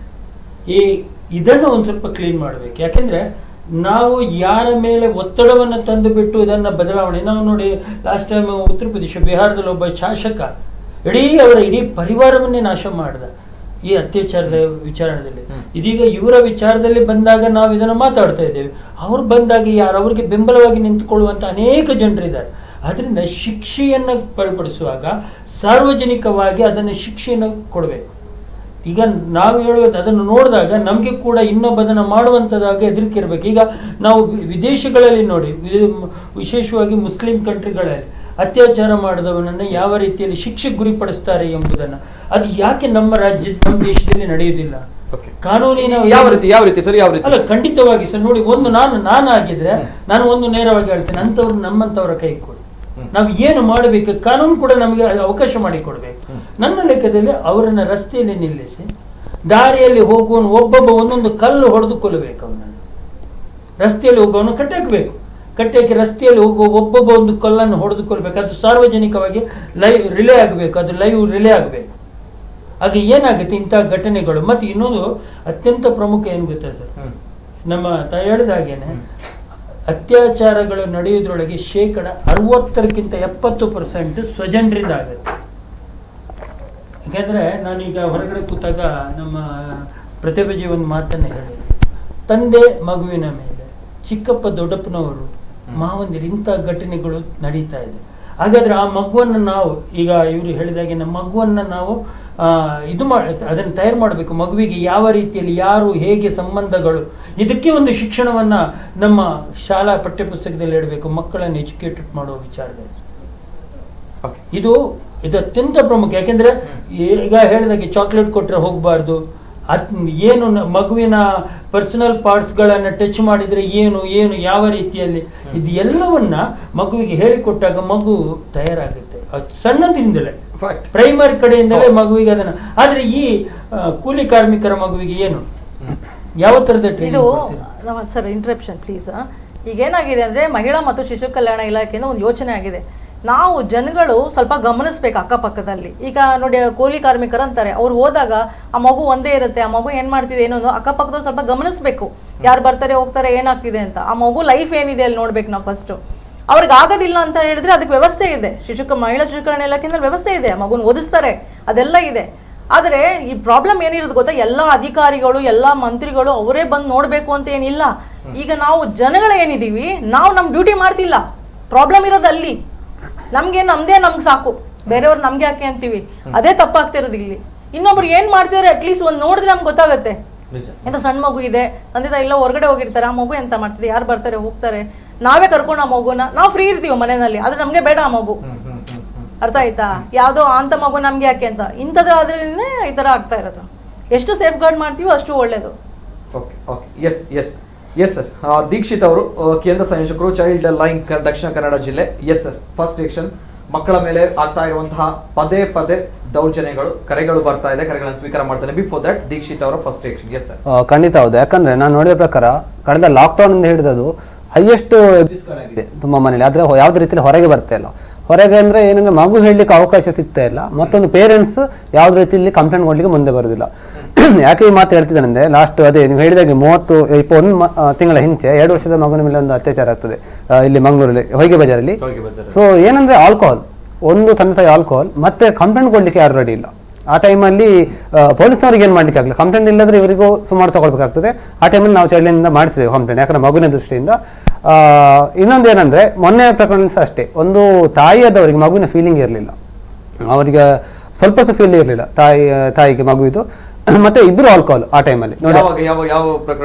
ಇದು ನಾನು ಹೇಳಿದೆ 8 ವರ್ಷದ ಮಗು ಒಂದು. ಹೌದು, ಈ ಪ್ರಕರಣದಲ್ಲಿ ಇಬ್ರು ಆಲ್ಕೋಹಾಲ್ ಸರ್. ಆ ದಿನ ಸಂಡೇ ಕುಡಿದು ಇದ್ರು, ಅವ್ರಿಗೆ ಗೊತ್ತಿಲ್ಲ, ತಾಯಿ ನನಗೆ ಗೊತ್ತಿಲ್ಲ, ಆಟ ಆಡ್ತಾ ಇದ್ರು, ಯಾರು ಕರ್ಕೊಂಡು ಹೋದ್ರು, ಹೀಗೆಲ್ಲ ಹೇಳ್ತಾ ಇದ್ದಾರೆ. ಮತ್ತೆ ಕಂಪ್ಲೇಂಟ್ ಕೊಡ್ಲಿಕ್ಕೆ ಎಸ್ ನಾನು ಹೋಗಿದ್ದೇವೆ, ವಿಸಿಟ್ ಮಾಡಿದ್ದೇವೆ, ಮಗು ಹತ್ರ ಮಾತನಾಡಿದ್ದೇವೆ. ಬಟ್ ಏನಂದ್ರೆ ಆ ಒಂದು ನನಗೆ ಆಶ್ಚರ್ಯ ಆಗಿದ್ದು, ತಾಯಿ ಹೇಳಿಕೊಟ್ಟದ್ದು ಫಸ್ಟ್ ಟೈಮ್, ಹೇಳ್ಬೇಡ ಚೈಲ್ಡ್ ಲೈನ್ ಅವ್ರ ಹತ್ರ ಅಥವಾ ಯಾರು ಕೇಳಿದ್ ನೀನು ಹೇಳ್ಬೇಡ ಅಂತ. 2-3 ಮಕ್ಕಳಿದ್ರೆ ಅವರೊಟ್ಟಿಗೆ, ಒಂದು 2 ಹೆಣ್ಣು ಮಗು, ಒಂದು ಹೌದು ಸಹೋದರ, ಹೌದು. ಅವ್ರ ಜೊತೆ ನೀನು ಹೇಳ್ಬೇಡ ಅಂತ ಹೇಳ್ತಾ ಇದ್ದಾರೆ ಅವರು ಹಿಂದಿಯಲ್ಲಿ, ಅವರ ಭಾಷೆಯಲ್ಲಿ. ಮತ್ತೆ ನಮ್ಗೆ ಅರ್ಥ ಆಗಿದೆ ಅದು. ಯಾಕಂದ್ರೆ ಆ ಮಗು ಸುಮ್ನೆ ನಿದ್ದೆ ಮಾಡಿದಾಗೆ ಆಕ್ಟ್ ಮಾಡ್ತಾ ಇತ್ತು, ಬಟ್ ನಾವು ಹೇಳ್ಬಾರ್ದು, ಆಕ್ಟ್ ಮಾಡ್ತಾ ಇತ್ತು. ತುಂಬಾ ಸಲ ಟ್ರೈ ಮಾಡಿದೆ ಮಾತಾಡ್ಲಿಕ್ಕೆ, ಅದಕ್ಕಿಂತ ಮುಂಚೆ ಹೇಳಿತ್ತು ಹೀಗೆ. ಈ ಬಾಲಕಿಯ ತಂಗಿ, ಹೌದು, ತಂಗಿ, ತಮ್ಮ ಒಬ್ರದ್ದು. ಮತ್ತೆ ತಂಗಿ ಏನಂದ್ರೆ ಪಾಪ ಸಣ್ಣ ಮಗು ಅದು, ಅದಕ್ಕೆ ಅದು ಹೇಳುದು ಆಟ ಆಡ್ಲಿಕ್ಕೆ ಕರ್ಕೊಂಡು ಹೋಗ್ತಾರೆ, ಇದೇ ತರ ಹೇಳ್ತದೆ. ಬಟ್ ತಾಯಿ ಏನಂದ್ರೆ ಅವಾಗ ಕರೆದು ಹೇಳ್ಬೇಡ, ಯಾಕಂದ್ರೆ ಅವರ ಫ್ಯಾಮಿಲಿನ ಬಿಟ್ಟು ಕೊಡ್ಲೇ ಇಲ್ಲ. ಜಾರ್ಖಂಡ್ ಫ್ಯಾಮಿಲಿ ಅದು ಏನು ಅವರಲ್ಲಿ ಇದು ನಂಟು ಅಂತ ಗೊತ್ತಿಲ್ಲ, ಬಟ್ ಫ್ಯಾಮಿಲಿಯನ್ನು ಯಾವ್ದು ರೀತಿಯಲ್ಲಿ ಅವ್ರು ಬಿಟ್ಟು ಕೊಡ್ತಾ ಇಲ್ಲ. ಈಗ ಹೊಯ್ಗೆ ಬಜಾರ್ ಕೇಸಲ್ಲಿ ಸಹ ಅಷ್ಟೇ, ಫ್ಯಾಮಿಲಿ ಅವರು ಬಿಟ್ಟೇ ಕೊಡುದಿಲ್ಲ. ಯಾಕಂದ್ರೆ ಆ ಕೇಸಲ್ಲಿ ತಂದೆಯು ಮೈನರ್ ತರ ಇದ್ದಾನೆ ಅವನು ನೋಡ್ಲಿಕ್ಕೆ. ಅವನೊಂದು 21 ಆದ್ರೆ ಚೈಲ್ಡ್ ಮ್ಯಾರೇಜ್ ಆಗಿರ್ಬೋದು, ಆ ಹುಡುಗಿಯು ಚೈಲ್ಡ್ ಮ್ಯಾರೇಜ್ ಆಗಿರ್ಬೋದು, ಇವ್ರದ್ದು ಇದೇ ಇಶ್ಯೂ ಆಗಿರ್ಬೋದು. ಮೈನ್ ಆಗಿ ನಾನು ಹೇಳುವಂಥದ್ದು, ಯಾವುದೇ ರೀತಿಯಲ್ಲಿ ಈ ಪ್ರಕರಣದಲ್ಲಿ ಕಾಂಪ್ರಮೈಸ್ ಆಗ್ಲೇಬಾರ್ದು ಪೋಕ್ಸೋದಲ್ಲಿ. ಹಾಗೆ ಏನು ಸಮಸ್ಯೆ ಆದ್ರೂ ಇಮಿಡಿಯೇಟ್ಲಿ 1098 ಕಾಲ್ ಮಾಡ್ಬೋದು, ಇಲ್ಲ ಡೈರೆಕ್ಟ್ ಆಗಿ ಪೊಲೀಸಿಗೆ ಮಾಹಿತಿ ನೀಡುವ ಅಂತ ಅವನು ಹೇಳ್ತಾನೆ. ಬಟ್ ಯಾವುದೇ ರೀತಿಯಲ್ಲಿ ಅದು ಮುಚ್ಚಾಕುವಂಥದ್ದು, ಮತ್ತೆ ಭಯ ಇರುವಂಥದ್ದು, ನಾಳೆ ಕೋರ್ಟಿಗೆ ಹೋಗ್ಬೋದು, ಏನಾದ್ರು ಆಗ್ತದೆ, ಸಮಸ್ಯೆ ಆಗ್ತದೆ. ಸೊ ಅದು ಅವ್ರು ನಿಜವಾಗಿ ಥಿಂಕ್ ಮಾಡಬಾರ್ದು ಪೇರೆಂಟ್ಸ್. ಯಾಕಂದ್ರೆ ಈಗ ಹೆಚ್ಚಿನ ನಾವು ನೋಡಿದ್ರೆ, ನಾವು ಸೇಫ್ ಅಂಡ್ ಅನ್ಸೇಫ್ ಟಚ್ ಬಗ್ಗೆ ಹೇಳ್ತೇವೆ, ಸುರಕ್ಷಿತ ಮತ್ತು ಅಸುರಕ್ಷಿತ ಸ್ಪರ್ಶದ ಬಗ್ಗೆ ಶಾಲೆಯಲ್ಲಿ ಅವೇರ್ನೆಸ್ ಕೊಡ್ತಾ ಇರ್ತೇವೆ. ಯಾಕಂದ್ರೆ ನಮ್ಮ ದಕ್ಷಿಣ ಕನ್ನಡ ಜಿಲ್ಲೆ ಹೈಯೆಸ್ಟ್ ಅವೇರ್ನೆಸ್ ಇದೆ, ಎಲ್ಲರೂ ಹೇಳ್ತಾರೆ. ಪ್ರತಿಯೊಂದು ಮನೆಯಲ್ಲೂ ತಾಯಿ ಹೇಳ್ತಾರೆ ಒಂದು ಮಗುವಿಗೆ ನಿನ್ನ ಸುರಕ್ಷಿತ ಭಾಗ ಹೀಗೆ, ಯಾರು ಖಾಸಗಿ ಭಾಗ ಮುಟ್ಟದಾಗಿ ಇದು ಮಾಡಿ, ಇದೆಲ್ಲ ಅವೇರ್ನೆಸ್ ಕೊಡ್ತಿದ್ರು. ಆದ್ರೆ ಈ ಒಂದು ಇಶ್ಯೂ ನಮಗೆ ತುಂಬಾ ಬೇಜಾರುತ್ತೆ. ಯಾಕಂದ್ರೆ ನಮ್ಮ ಜಿಲ್ಲೆಯವರಲ್ಲ, ಆದ್ರೂ ಮಗುವೆ, ಹೆಣ್ಣು ಮಗುವಿಗೆ ಗಂಡು ಮಗುವೆ, ಬಟ್ ತುಂಬಾ ಅದು ಬೇಸರ ಸಂಗತಿ ಆಗಿದೆ. ನಿತಿನ್, ಇದಕ್ಕೆ ಸ್ವಲ್ಪ ಅಡಾಪ್ಟ್ ಮಾಡ್ತೇನೆ ನಾನು. ಇವಾಗ ನಾನು as I have personally scene this, ಈ ಜಾರ್ಖಂಡ್ ಫ್ಯಾಮಿಲಿ ಯಾರಿದ್ದಾರೆ, ನನಗೆ ಸಹ ಸೇಮ್ ಅಂತ ಅನಿಸಿತು. ಯಾಕೆಂದ್ರೆ ಅವ್ರಿಗೆ ಏನು ಗೊತ್ತಾ, 4 ಜನ ಮಕ್ಕಳಿದ್ದಾರೆ, ಅವ್ರಿಗೆ ಅವರೊಂದು ಪ್ರೊಡಕ್ಷನ್ ಇದ್ದಾಗೆ ಅವ್ರ ಮಕ್ಕಳು ಮಾಡ್ತಾ ಇರ್ತಾರೆ, ಅವ್ರಿಗೇನು ಸೆಂಟಿಮೆಂಟ್ ಅಂತ ಇಲ್ಲ. ಮತ್ತೆ ಅವ್ರು ತುಂಬಾ ಸಣ್ಣ ಪ್ರಾಯದಲ್ಲಿ ಅವ್ರಿಗೆ ಮದುವೆ ಆಗಿರ್ತದೆ. ಸೊ ಅವ್ರಿಗೆ ಇದೆಲ್ಲ ಇಟ್ಸ್ ಕಾಮನ್. ಅವರ ಊರಲ್ಲಿ 8 ವರ್ಷಕ್ಕೆ ಮದುವೆ ಮಾಡೋದು, 6 ವರ್ಷಕ್ಕೆ ಮದುವೆ ಮಾಡೋದು, ತೊಟ್ಲಲ್ಲಿ ಮದುವೆ ಮಾಡೋದು, ಇದೆಲ್ಲ ಕಾಮನ್. ಅದಕ್ಕೆ ನಾನು ನಿಮಗೆ ಫಸ್ಟ್ ಅಲ್ಲಿ ಒಂದು ಮಾತನ್ನು ಹೇಳಿದೆ, ಅಂದ್ರೆ ಈ ಜಸ್ಟಿಸ್ ಫಾರ್ ಈ ಮಗು ಅಲ್ಲ, ಜಸ್ಟಿಸ್ ಫಾರ್ ಅಸ್ ಅಂತ ಹೇಳಿ. ಯಾಕಂದ್ರೆ ಅವ್ರಿಗೇನು ಕ್ಯಾರ್ ಇಲ್ಲ. ಮತ್ತೆ ಕ್ಯಾರ್ ಇಲ್ಲೋದಕ್ಕಿಂತ ವಿಷಯ ಏನಂದ್ರೆ, ಅವ್ರು ತುಂಬಾ ಆರ್ಥಿಕವಾಗಿ ದೇ ಆರ್ ವೆರಿ ಪುವರ್. ಅವ್ರಿಗೆ ಕೋರ್ಟಿಗೆ ಹೋಗೋದು, ಅಲ್ಲಿ ಹೋಗೋದು ಆಗುದಿಲ್ಲ. ಅವರಿಗೆ ನೀವು ನೋಡ್ತಾ ಇದ್ದಾಗೆ 1-2 ವಾರದಲ್ಲಿ ಊರಿಗೆ ಹೋಗ್ಬಿಡ್ತಾರೆ. ಇಲ್ಲಿ ಕೋರ್ಟ್ ಕಚೇರಿ ಯಾರು ಹೋಗುದು ಬರೋದು ಯಾರು? ಅವಾಗ ಮತ್ತೆ ಈ ಆರೋಪಿಗಳು ಯಾರಿದ್ದಾರೆ ಅವರು ತಪ್ಪಿ ಹೋಗ್ತಾರೆ. ಯಾಕಂದ್ರೆ ಇಲ್ಲಿ ಯಾರು ಇಲ್ಲ, ಆ ಫೈಟ್ ಮಾಡುವರು ಅಪೋಸಿಟ್ ಪಾರ್ಟಿ ಇಲ್ಲ ಅಂತ ಆದಾಗ ಇವರು ಮತ್ತೆ ತಪ್ಪಿ ಹೋಗ್ತಾರೆ. ಇವರನ್ನು ಮತ್ತೆ ಕೋರ್ಟ್ ಇಂದ ಬಿಡುಗಡೆ ಮಾಡ್ತಾರೆ, ಒಂದ್ ಸ್ವಲ್ಪ ಒಳ್ಳೆ ಗಟ್ಟಿ ಊಟ ಮಾಡ್ತಾರೆ, ಜೈಲಲ್ಲಿ ಕುತ್ಕೊಂಡು ಮೈಯನ್ನೆಲ್ಲ ಆರೈಕೆ ಮಾಡ್ಕೊಳ್ತಾರೆ. ಲಾಸ್ಟ್ಗೆ ಅವ್ರು ಊರಿಗೆ ಹೋಗ್ತಾರೆ. ಹೋಗಿ ಇನ್ನು ಮತ್ತೆ ಅಷ್ಟು ಹೆಣ್ಣು ಮಕ್ಕಳನ್ನು ಇದೇ ರೀತಿ ಮಾಡಿ ಕೊಂದು ಬಿಸಾಡ್ತಾರೆ. ಅದಕ್ಕೆ ನಾವೆಂತ ಹೇಳುದಂದ್ರೆ, ಇಂತಹ ಪ್ರಕರಣಗಳು ಆಗುವಾಗ ಇಮಿಡಿಯೇಟ್ ಆಗಿ ಆಕ್ಷನ್ ಆಗ್ಬೇಕು. ಜನಸಾಮಾನ್ಯರು ಇದಕ್ಕೆ ಒತ್ತಡ ಹಾಕ್ಬೇಕು. ನಾನ್ ನಿಮ್ಗೆ ಚಾಲೆಂಜ್ ಮಾಡಿ ಹೇಳ್ತೇನೆ ನಿತಿನ್, ಈ ಫ್ಯಾಮಿಲಿ ಏನಿದ್ದಾರೆ, ಅವರ ಆಟಿಟ್ಯೂಡ್ ಏನಿದೆ, ದೇ ಆರ್ ಲೀಸ್ಟ್ ಬಾದರ್ಡ್. ಒಂದು ಮಗು ಸತ್ತಿದೆ ಅಂತ ಹೇಳುವ ಒಂದು ಬೇಸರನೂ ಅವರಿಗಿಲ್ಲ. They are used to that. ಏನ್ ಗೊತ್ತಾ, ನಾರ್ತ್ ಇಂಡಿಯಾದಲ್ಲಿ ಮಕ್ಕಳು ಇರುದಂದ್ರೆ ಇದ್ದಾಗೆ, ನಾಯಿ ಇದ್ದಾಗ ನಾಯಿ ಸತ್ರ ಏನಾಗ್ತದೆ, ಅಟ್ ದ ಮೋಸ್ಟ್ ಒಂದ್ ದಿನ ಬೇಜಾರಾಗ್ತದೆ ಅಷ್ಟೇ ಅಲ್ಲ. ಇಲ್ಲಿ ಇನ್ನೊಂದು ಪ್ರಮುಖ ನೀವು ಅಲ್ಲಿ ಬರ್ತೇನೆ ಸರ್, ಮಾತಾಡ್ತೇನೆ. ಜನರು ಕೂಡ ಅನೇಕ ಜನರು ಕರೆ ಮಾಡ್ತಾ ಇದ್ದಾರೆ. ಕೆಲವು ವಿಚಾರಗಳನ್ನ ಪ್ರತಿಭಾ ಕುಳೆ ಅವರು ಹೇಳಿದಾಗ, ಎಸ್ ಮೇಡಮ್ ಹೇಳಿದಾಗೆ ಉತ್ತರ ಪ್ರದೇಶದಲ್ಲಿ ಎಸ್ ಆಗುತ್ತೆ, ಆದ್ರೆ ಇಲ್ಲಿ ಆಗುವಂತದ್ದು ಬೇಡ, ನಾವುಗಳ ಅವಕಾಶ ಕೂಡ ಕೊಡುವುದಿಲ್ಲ, ಇದೇ ಮಾತನ್ನ ನಾವು ಹೇಳ್ತಾ ಇರುವಂತದ್ದು. ಕರೆಗಳು ಬರ್ತಾ ಇದೆ, ಜನರ ಅಭಿವ್ಯಕ್ತಿ ಸ್ವತಂತ್ರ ನಾನು ಸ್ವೀಕಾರ ಮಾಡ್ತೇನೆ. ಹಲೋ ಸರ್ ನಮಸ್ತೆ. ಪ್ರಥಮ ಕರೆ ಇದೆ. ಹಲೋ ಸರ್ ನಮಸ್ತೆ. ಸರ್ ನಮಸ್ತೆ. ನಮಸ್ತೆ ಸರ್, ತಮ್ಮ ಹೆಸರು ಎಲ್ಲಿಂದ ಕರೆ ಮಾಡ್ತಾ ಇದ್ದೀರಾ? ನಾನು ಸುಧೀರ್ ಭಂಡಾರಿ ಅಂತ ಕಳಸದಿಂದ. ನಮಸ್ತೆ ಸುಧೀರ್ ಭಂಡಾರಿ ಅವರು, ಮಾತಾಡಿ ಸರ್. ನಮಸ್ತೆ.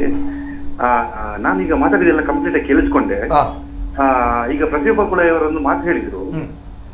ಏನಂತ ಹೇಳಿದ್ರೆ ನೋಡಿ, ಗಂಡಸ್ತನ ಇದ್ದವನು ಯಾರಾದ್ರೂ ಒಬ್ಬ ಲಾಯರ್ ಬಂದು ಅವನಿಗೆ ಅರ್ಜಿ ಕೊಡೋದಾಗ್ಲಿ ಮತ್ತೊಂದಾಗ್ಲಿ ಅವನಿಗೆ ಏನು ಕಾನೂನು ರೀತಿಯಲ್ಲಿ ಸಪೋರ್ಟ್ ಮಾಡ್ತಾರೆ, ನಿಜವಾಗ್ಲೂ ಅವನು ಗಂಡಸ್ತನ ಅಲ್ಲ. ಒಬ್ಬ ತಾಯಿಗೆ ಹುಟ್ಟಿದವನ ಆಗಿದ್ರೆ, ಒಂದು ಹೆಣ್ಣಿಗೆ ಹುಟ್ಟಿದವನಾಗಿದ್ರೆ ಅದು ಕೊಡಬಾರ್ದು. ನಮ್ಮಲ್ಲಿ ದೊಡ್ಡ ಪ್ರಾಬ್ಲಮ್ ಏನ್ ಗೊತ್ತುಂಟಾ, ಇದು ಅತ್ಯಾಚಾರ ಮಾಡಿದವರಿಗೆ ಗಲ್ಲಿಗೇರಿಸ್ತೇವೆ ಅಂತೇಳಿ ಕಾನೂನು ತಂದಿದ್ದಾರೆ. ಇಷ್ಟರ ತನಕ ಎಷ್ಟು ಜನ ಗಲ್ಲಿಗೇರಿಸಿದ್ದಾರೆ, ಇಷ್ಟರ ತನಕ ಎಲ್ಲಿವರೆಗೆ ಎಷ್ಟು ಜನ ಗಲ್ಲಿಗೇರಿಸಿದ್ದಾರೆ. ಅದೇ ಅನ್ಯ ಕೋಮಿನವರು ಯಾರಾದ್ರೂ ಈ ತರ ಮಾಡಿದ ತಕ್ಷಣ ನಮ್ಮಲ್ಲಿ ಎದ್ದೇಳ್ತಾರೆ, ಒಂದಷ್ಟು ಜನ ಎದ್ದೇಳ್ತಾರೆ. ಆಯ್ತಾ? ಈಗ ಎಲ್ಲಿ ಹೋಗಿದ್ದಾರೆ ಇವರೆಲ್ಲ? ನಮ್ಮಲ್ಲಿ ಒಂದು ಹೆಣ್ಣು ಯಾವ್ದಾದ್ರು ಅತ್ಯಾಚಾರಕ್ಕೆ ಬಲಿಯಾದಾಗ ಜಸ್ಟಿಸ್ ಫಾರ್ ಅಂತ ಹೇಳಿ ಇದು ಬ್ಯಾನರ್ ಹಾಕುದು, ಒಂದು 10 ಕ್ಯಾಂಡಲ್ ಹಚ್ಚಿ ಇಡುದು, ಇಲ್ಲ ಅಂತ ಹೇಳಿದ್ರೆ ದೀಪ ಇಡುದು. ಇಷ್ಟು ಮಾಡಿ ನಾವು ಇದು ಮಾಡುದು ಸರಿಯಾ? ಜನಗಳು ಎದ್ದೇಳ್ಬೇಕು. ಆಯ್ತಾ? ಮೊದಲು ಈ ಲಾಯರ್ನವರಾಗ್ಲಿ ನೋಡಿ, ನಮ್ಮಲ್ಲಿ ದಕ್ಷಿಣ ಕನ್ನಡ ಜಿಲ್ಲೆಗೆ ಒಳ್ಳೊಳ್ಳೆ ಪೊಲೀಸ್ ಆಫೀಸರ್ ಬಂದಿದ್ದಾರೆ.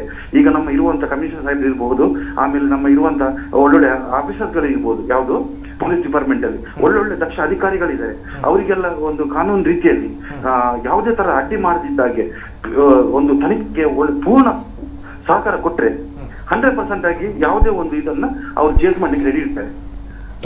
ಯಾವುದೇ ಒಂದು ಇದು ಮಾಡಿ ಕೊಡಬಾರ್ದು ಅವರಿಗೆ, ಅಂದ್ರೆ ಕಟ್ಟುಪಾಡುಗಳು ಯಾವ್ದು ಇರಬಾರ್ದು, ಇದು ಮಾಡ್ಬೇಕು. ನಾನು ಪ್ರತಿಭಾ ಕುಳೆ ಅವರು ಹೇಳಿದ ಮಾತಿಗೆ ನಾನು ಹೋಗ್ತೇನೆ, ಕರೆಕ್ಟ್ ಆಗಿ ಹೇಳಿದ್ದಾರೆ.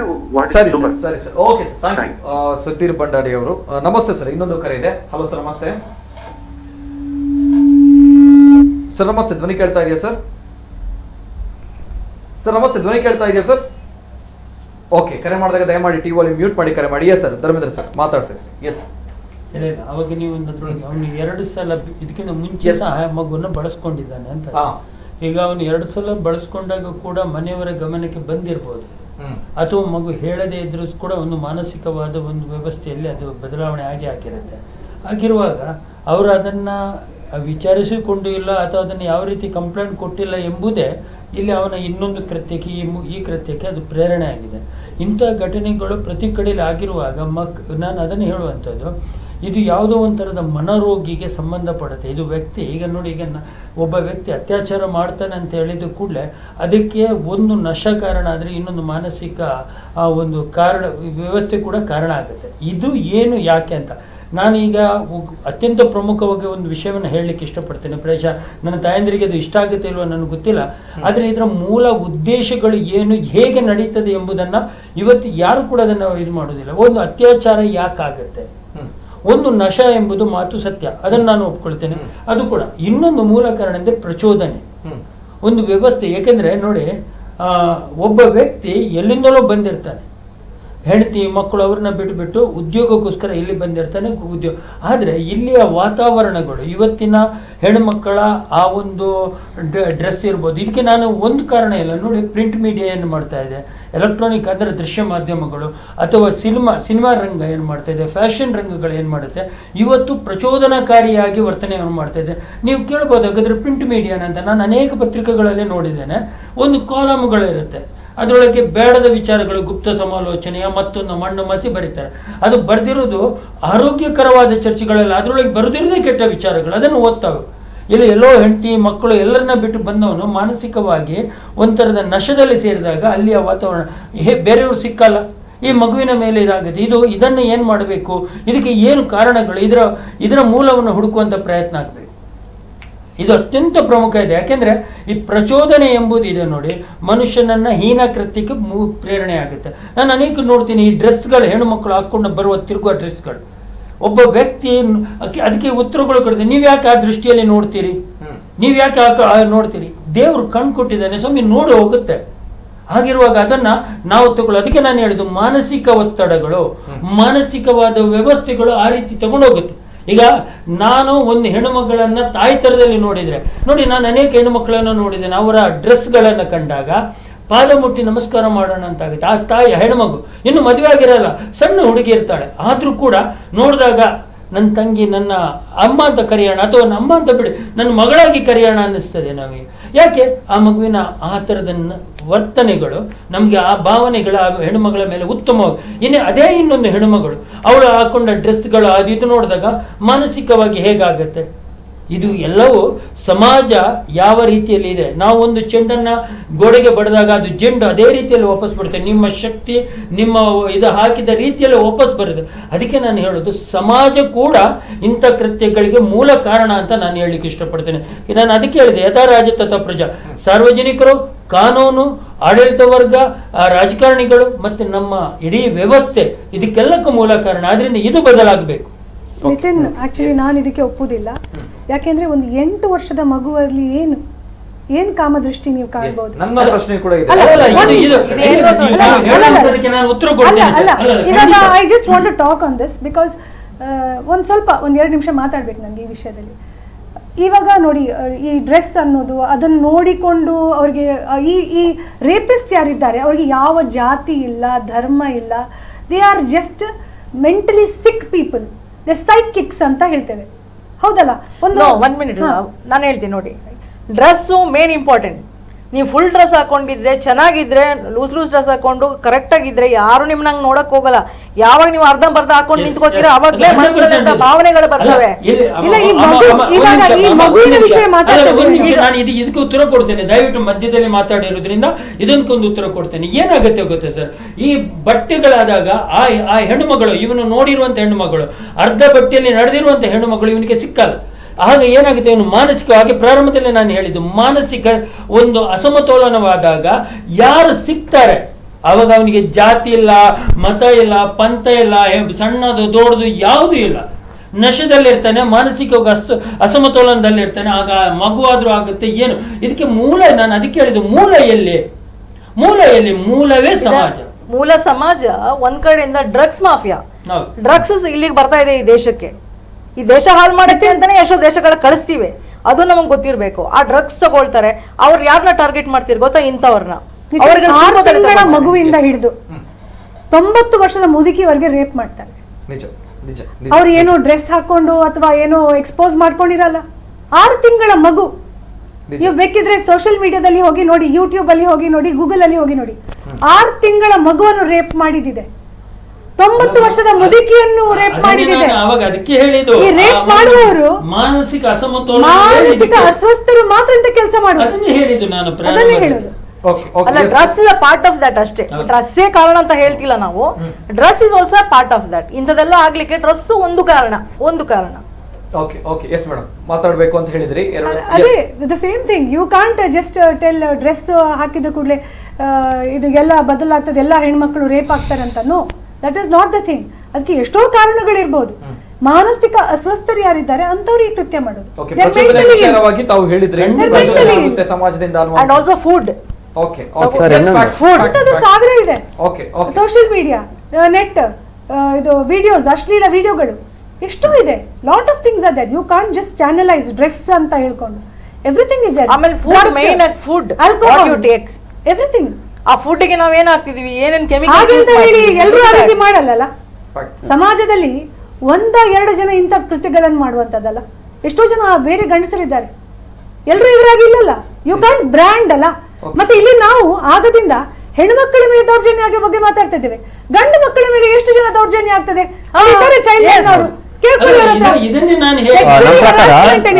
ನಮ್ದು ಒಂದು ಎಕ್ಸ್ಪೀರಿಯನ್ಸ್ ಹೇಳಿದ್ರೆ, ಬಟ್ ಕಾಯ್ದೆಗಳು ಸ್ಟ್ರಾಂಗ್ ಇಲ್ಲ ಅನಿಸ್ತದೆ. ಕಾಯ್ದೆಗಳು ಸ್ಟ್ರಾಂಗ್ ಇಲ್ಲ. ಯಾಕಂದ್ರೆ ನಾನು ನೇರವಾಗಿ ಹೇಳ್ತೇನೆ, ಇಷ್ಟು ಕೇಸ್ಗಳು ನಮ್ಮಲ್ಲಿ ಬರ್ತದೆ.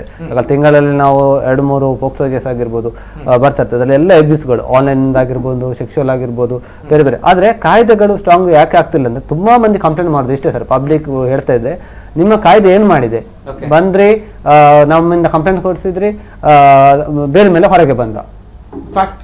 ಈಗ ಮೇಡಮ್ ಕೂಡ ಅದೇ ಹೇಳುವಂತದ್ದು, ಆ ಕಡೆಯವರು ಯಾರು ಈ ಕೇಸ್ಗಳನ್ನ ನೋಡ್ಕೊಳ್ಳಲ್ಲ, ಸೊ ಹಾಗೆ ಹೊರಗಡೆ ಬರ್ತಾರೆ ಅನ್ನೋ ಫ್ಯಾಕ್ಟ್ ಆಲ್ಸೋ, ನೋ ಡೌಟ್. ನಾವು ಕೂಡ ಮರಿತೀವಿ, 4 ದಿನ ಹೋಗುತ್ತೆ, ಹೋರಾಟ ಪ್ರತಿಭಟನೆ ಕ್ಯಾಂಡಲ್ ಹೊತ್ತಿಸುವಂತದ್ದು ಎಲ್ಲವೂ ಕೂಡ ಆಗುತ್ತೆ, 5 ದಿನ ಮರಿತೀವಿ, ಇಂತಹ ಘಟನೆಗಳು ಆಗ್ತಾ ಇರುತ್ತೆ. ಮತ್ತೆ ಕಾಯ್ದೆಗಳು ಸ್ಟ್ರಾಂಗ್ ಆಗ್ಬೇಕು ಸರ್. ಯಾವ ಕಾಯ್ದೆಗಳು ಸ್ಟ್ರಾಂಗ್ ಆಗ್ತದ ಆಗ ಜನರಿಗೆ ಹೆದರಿಕೆ ಹೊತ್ಕೊಳ್ತದೆ, ಇಂಥ ಶಿಕ್ಷೆ ಆಗ್ತದೆ. ಹೈದರಾಬಾದ್ ಅಲ್ಲಿ ನಾವು ನೋಡಿದ್ದೇವೆ ಲಾಸ್ಟ್ ಟೈಮ್ ಡಾಕ್ಟರ್ ದಿಶಾ ಪ್ರಕರಣದಲ್ಲಿ ಎನ್ಕೌಂಟರ್ ಮಾಡಿದ್ರು.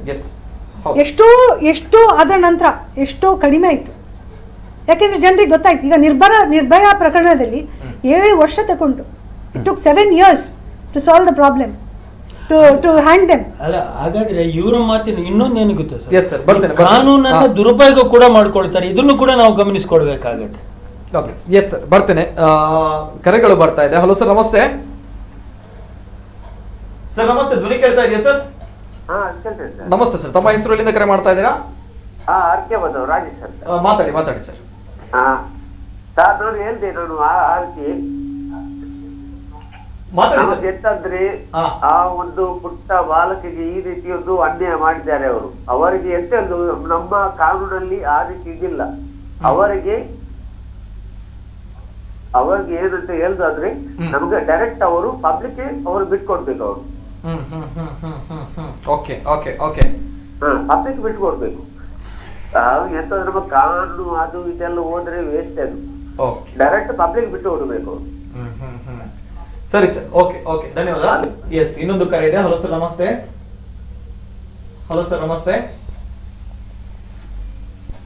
ಸರ್ ನಮಸ್ತೆ, ಧ್ವನಿ ಕೇಳ್ತಾ ಇದೆಯಾ? ಹಲೋ ಸರ್, ಮೇಡಮ್ ನಮಸ್ತೆ. ನಮಸ್ತೆ, ಪ್ರಸನ್ನ ರವಿ ಅವರು. ನಮಸ್ತೆ ಮೇಡಮ್, ನಮಸ್ತೆ. ಮಾತಾಡಿ. ನಮಸ್ತೆ. ನನ್ಗೆ ಇಲ್ಲಿ ಬೇಸರದ ಸಂಗತಿ ಆಗ್ತಾ ಉಂಟು. ಒಂದು ಮಗುವಿನ ಅತ್ಯಾಚಾರವಾಗಿ ಕೊಂದು ಬಿಸಾಡಿದ್ದಾರೆ, ಅದ್ರ ಬಗ್ಗೆ ಮಾತಾಡೋದು ಬೇಕು. ಇನ್ನು ಕಾನೂನು ಏನಾಗ್ಬೇಕು, ಯಾರಿಗೆ ನಾವು ಒತ್ತಡ ಹಾಕ್ಬೇಕು, ಆ ಮಗುಗೆ ಹೇಗೆ ನ್ಯಾಯ ಒದಗಿಸ್ಬೇಕು, ಅದರ ಬದಲಿಗೆ ನಾವು ಡ್ರೆಸ್ಸಿನ ವಿಷಯ ಮಾತಾಡ್ತಿದ್ದೇವೆ. ನಾನ್ ಹೇಳುದು ಡ್ರೆಸ್ ಹೇಳ್ಕೊಡುದಲ್ಲ, ಫಸ್ಟ್ ನಮ್ಮ ಮಕ್ಕಳಿಗೆ ನಾವು ಮನೆಯಲ್ಲಿ ಹೇಳ್ಬೇಕು.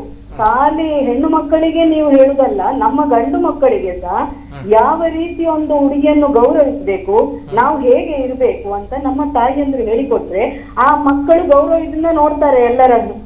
ಧರ್ಮೇಂದ್ರ ಅವರು ಹೇಳಿದ್ರು ಡ್ರೆಸ್ ಮತ್ತೆ ಅವರ ಮೂಲ ಹುಡುಕಬೇಕು, ಅವ್ರಿಗೆ ಏನ್ ತೊಂದ್ರೆ ಉಂಟು ಅಂತ. ಹಾಗೆ ಹೇಳಿಕೊಂಡು ಒಬ್ಬ ಗಂಡ ಒಬ್ಬ ಕೆಲಸಕ್ಕೆ ಬರುವವನು ಹೆಂಡತಿಯನ್ನು ಬಿಟ್ಟು ಬರುವವನು ಏಕಾಏಕಿ ಎಲ್ಲಾ ಹುಡುಗಿಯರನ್ನು ಹಾಗೆ ನೋಡ್ಲಿಕ್ಕೆ ಆಗುದಿಲ್ಲ. ಎಷ್ಟೋ ನಮ್ಮ ಹುಡುಗರು ಗಲ್ಫಲ್ಲಿ ಹೋಗಿ ಕೆಲಸ ಮಾಡ್ತಾ ಇದ್ದಾರೆ, ಅಲ್ಲಿ ಹಾಗೆ ಮಾಡಿದ್ರೆ ಬಿಡ್ತಾರ? ಗಲ್ಫಲ್ಲಿ ಹೋಗಿ ಏನಾದ್ರು ಮಾಡಿ ನಮ್ಗೆ ಇಲ್ಲಿ ಹೆಂಡತಿಯನ್ನು 3 ವರ್ಷ 4 ವರ್ಷ ಬಿಟ್ಟು ಬಂದಿದ್ದೇವೆ ಅಂತ ಹೇಳಿ ಬೇರೆ ಹುಡುಗಿಗೆ ಕಣ್ಣಾಕಿದ್ರೆ ಏನ್ ಮಾಡ್ತಾರೆ ಅಂತ ಪ್ರಶ್ನೆ ನಂದು. ನಮ್ದು ಏನು ಇಲ್ಲಿ ಭಾರತದಲ್ಲಿ ಕಾನೂನು ಸ್ಟ್ರಿಕ್ಟ್ ಮಾಡ್ಬೇಕು, ಅದಕ್ಕಾಗಿ ನಾವು ಹೋರಾಟ ಮಾಡ್ಬೇಕು. ಈಗ ದೀಕ್ಷಿತ್ ಹೇಳಿದಾಗೆ ನನಗೆ ಅಲ್ಲಿ ನಾನು ನಿನ್ನೆ ಆ ಶೋಭಾ ಆ ಹುಡುಗಿ ಹತ್ತಿರ ಇದ್ದವಳು ಹೇಳಿದ್ದು ಹಾಗೆ, ಆ ತನ್ನ ತಾಯಿಯ ಕಣ್ಣಲ್ಲಿ ನೀರು ಬರುವುದಿಲ್ಲ, ತಂದೆ ತಾಯಿ ಕುಡಿದು ಅಲ್ಲಿ ಮರಗಿರ್ತಾರೆ, ಮಕ್ಕಳು ಹೊರಗೆ ಕರ್ಕೊಂಡು ಹೋಗ್ತಾರೆ, ಮಕ್ಕಳನ್ನು ಈ ರೀತಿ ಬಿಟ್ಟು ಬಿಡ್ತಾರೆ ಅಂತ ಹೋಗ್ತೇನೆ ನಾನು. ನಿನ್ನೆನು ಹೇಳಿದೆ ನಾನು, ಡಿಪಾರ್ಟ್ಮೆಂಟ್ ನವರು ಇದ್ರ ಬಗ್ಗೆ ಜವಾಬ್ದಾರಿ ವಹಿಸ್ಬೇಕು. ಯಾವುದೇ ಒಂದು ಬಿಲ್ಡರ್ ಹತ್ರ ಕೆಲಸಕ್ಕೆ ಬರುವಾಗ ಕೂಲಿ ಕಾರ್ಮಿಕರ ಲಿಸ್ಟ್ ಬೇಕು, ಅಡ್ರೆಸ್ ಬೇಕು, ಎಲ್ಲ ಬೇಕು. ನಾಳೆ ನಮ್ಮ ಮಕ್ಕಳಿಗೆ ಆದ್ರೂ ಇದೇ ಪ್ರಶ್ನೆ. ನಾನು ದೀಕ್ಷಿತ್ ಹತ್ರ ಹೇಳ್ತೇನೆ, ದಯಮಾಡಿ ಪ್ರತಿಭಾ ಹೇಳಿದಾಗೆ 1-2 ವಾರ ಇವರು ಇರ್ತಾರೆ, ಊರು ಬಿಟ್ಟು ಹೋಗ್ತಾರೆ, ಕೇಸ್ ಅಲ್ಲಿ ನಿಂತು ಹೋಗ್ತಾರೆ. ಒಂದು ನಮ್ಗೆ ಈಗ ಇರುವುದು ಚಾರ್ಜ್ ಶೀಟ್ ಸ್ಟ್ರಾಂಗ್ ಆಗಿ ಅವರಿಗೆ ಬೇಲಾಗದ ಹಾಗೆ ಒಳಗೆ ಇರಿಸುವುದು ಒಂದು ನಮ್ಮ ಕರ್ತವ್ಯ. ಇನ್ನೊಂದು ಆ ಮಕ್ಕಳನ್ನು ಜವಾಬ್ದಾರಿ ತಗೊಳ್ಬೇಕು ಚೈಲ್ಡ್ ಲೈನ್ ಮಹಿಳಾ ಆಯೋಗ. ಯಾಕೆಂದ್ರೆ ಆ ಮಕ್ಕಳು ಅಲ್ಲಿ ಸಾಕ್ಷಿ. ಮಕ್ಕಳು ಹೇಳುದನ್ನು ಬಾಯಿ ಮುಚ್ಚಿಸುವುದು ತಂದೆ ತಾಯಿ 5,000 10,000 ಹಣಕ್ಕೋಸ್ಕರ ಇವರು ನಾಳೆ ಸಾಕ್ಷಿ ಹೇಳದೆ ಗಡೀಪಾರ ಆದ್ರೆ ಕೇಸ್ ಅಲ್ಲಿ ನಿಂತು ಹೋಗ್ತದೆ. ಅದಕ್ಕೆ ಹೇಳುದು ಆ ಜವಾಬ್ದಾರಿ ಚೈಲ್ಡ್ ಲೈನ್ಗೆ ಉಂಟು. ಆ ಮಕ್ಕಳನ್ನೊಂದು ಎಲ್ಲಿ ಒಂದು ಸೂಕ್ತ ಜಾಗದಲ್ಲಿ 3 ಮಕ್ಕಳನ್ನು ಇರಿಸಬೇಕು ಕೇಸ್ ಆಗುವ ತನಕ. ಮಹಿಳಾ ಕಲ್ಯಾಣ ಮತ್ತು ಚೈಲ್ಡ್ ಲೈನ್ ಅವರು ಸೇರಿಕೊಂಡು ಯಾವ ರೀತಿ ವ್ಯವಸ್ಥೆ ಅಂತ ನನಗೆ ಗೊತ್ತಿಲ್ಲ. ನನ್ಗೆ ಭಾರಿ ಬೇಸರ ಆಗ್ತಾ ಉಂಟು. ನಾವು ಆಗದಿಂದ ಡ್ರೆಸ್ ಕೊಡು ಅವನ ದೃಷ್ಟಿ ಬದಲಾಗಬೇಕು. ಅವನಿಗೆ ಏನಾದ್ರೂ ಪ್ರಾಬ್ಲಮ್ ಹುಡುಗಿಯರನ್ನು ಮಕ್ಕಳನ್ನು ನೋಡುವಾಗ ನಾನ್ ಹೇಳುದು ಸತ್ತ ನಂತರ ಮಾತಾಡುದಲ್ಲ. ಮಂಗಳೂರಲ್ಲಿ ಬೇಕಾದಷ್ಟು ಅತ್ಯಾಚಾರ ಪ್ರಕರಣಗಳು ಉಂಟು, ಲೈಂಗಿಕ ಕಿರುಕುಳ ಪ್ರಕರಣಗಳು. ದಯಮಾಡಿ ಎಲ್ಲರೂ ಒಮ್ಮೆ ಎದ್ದೇಳಿ.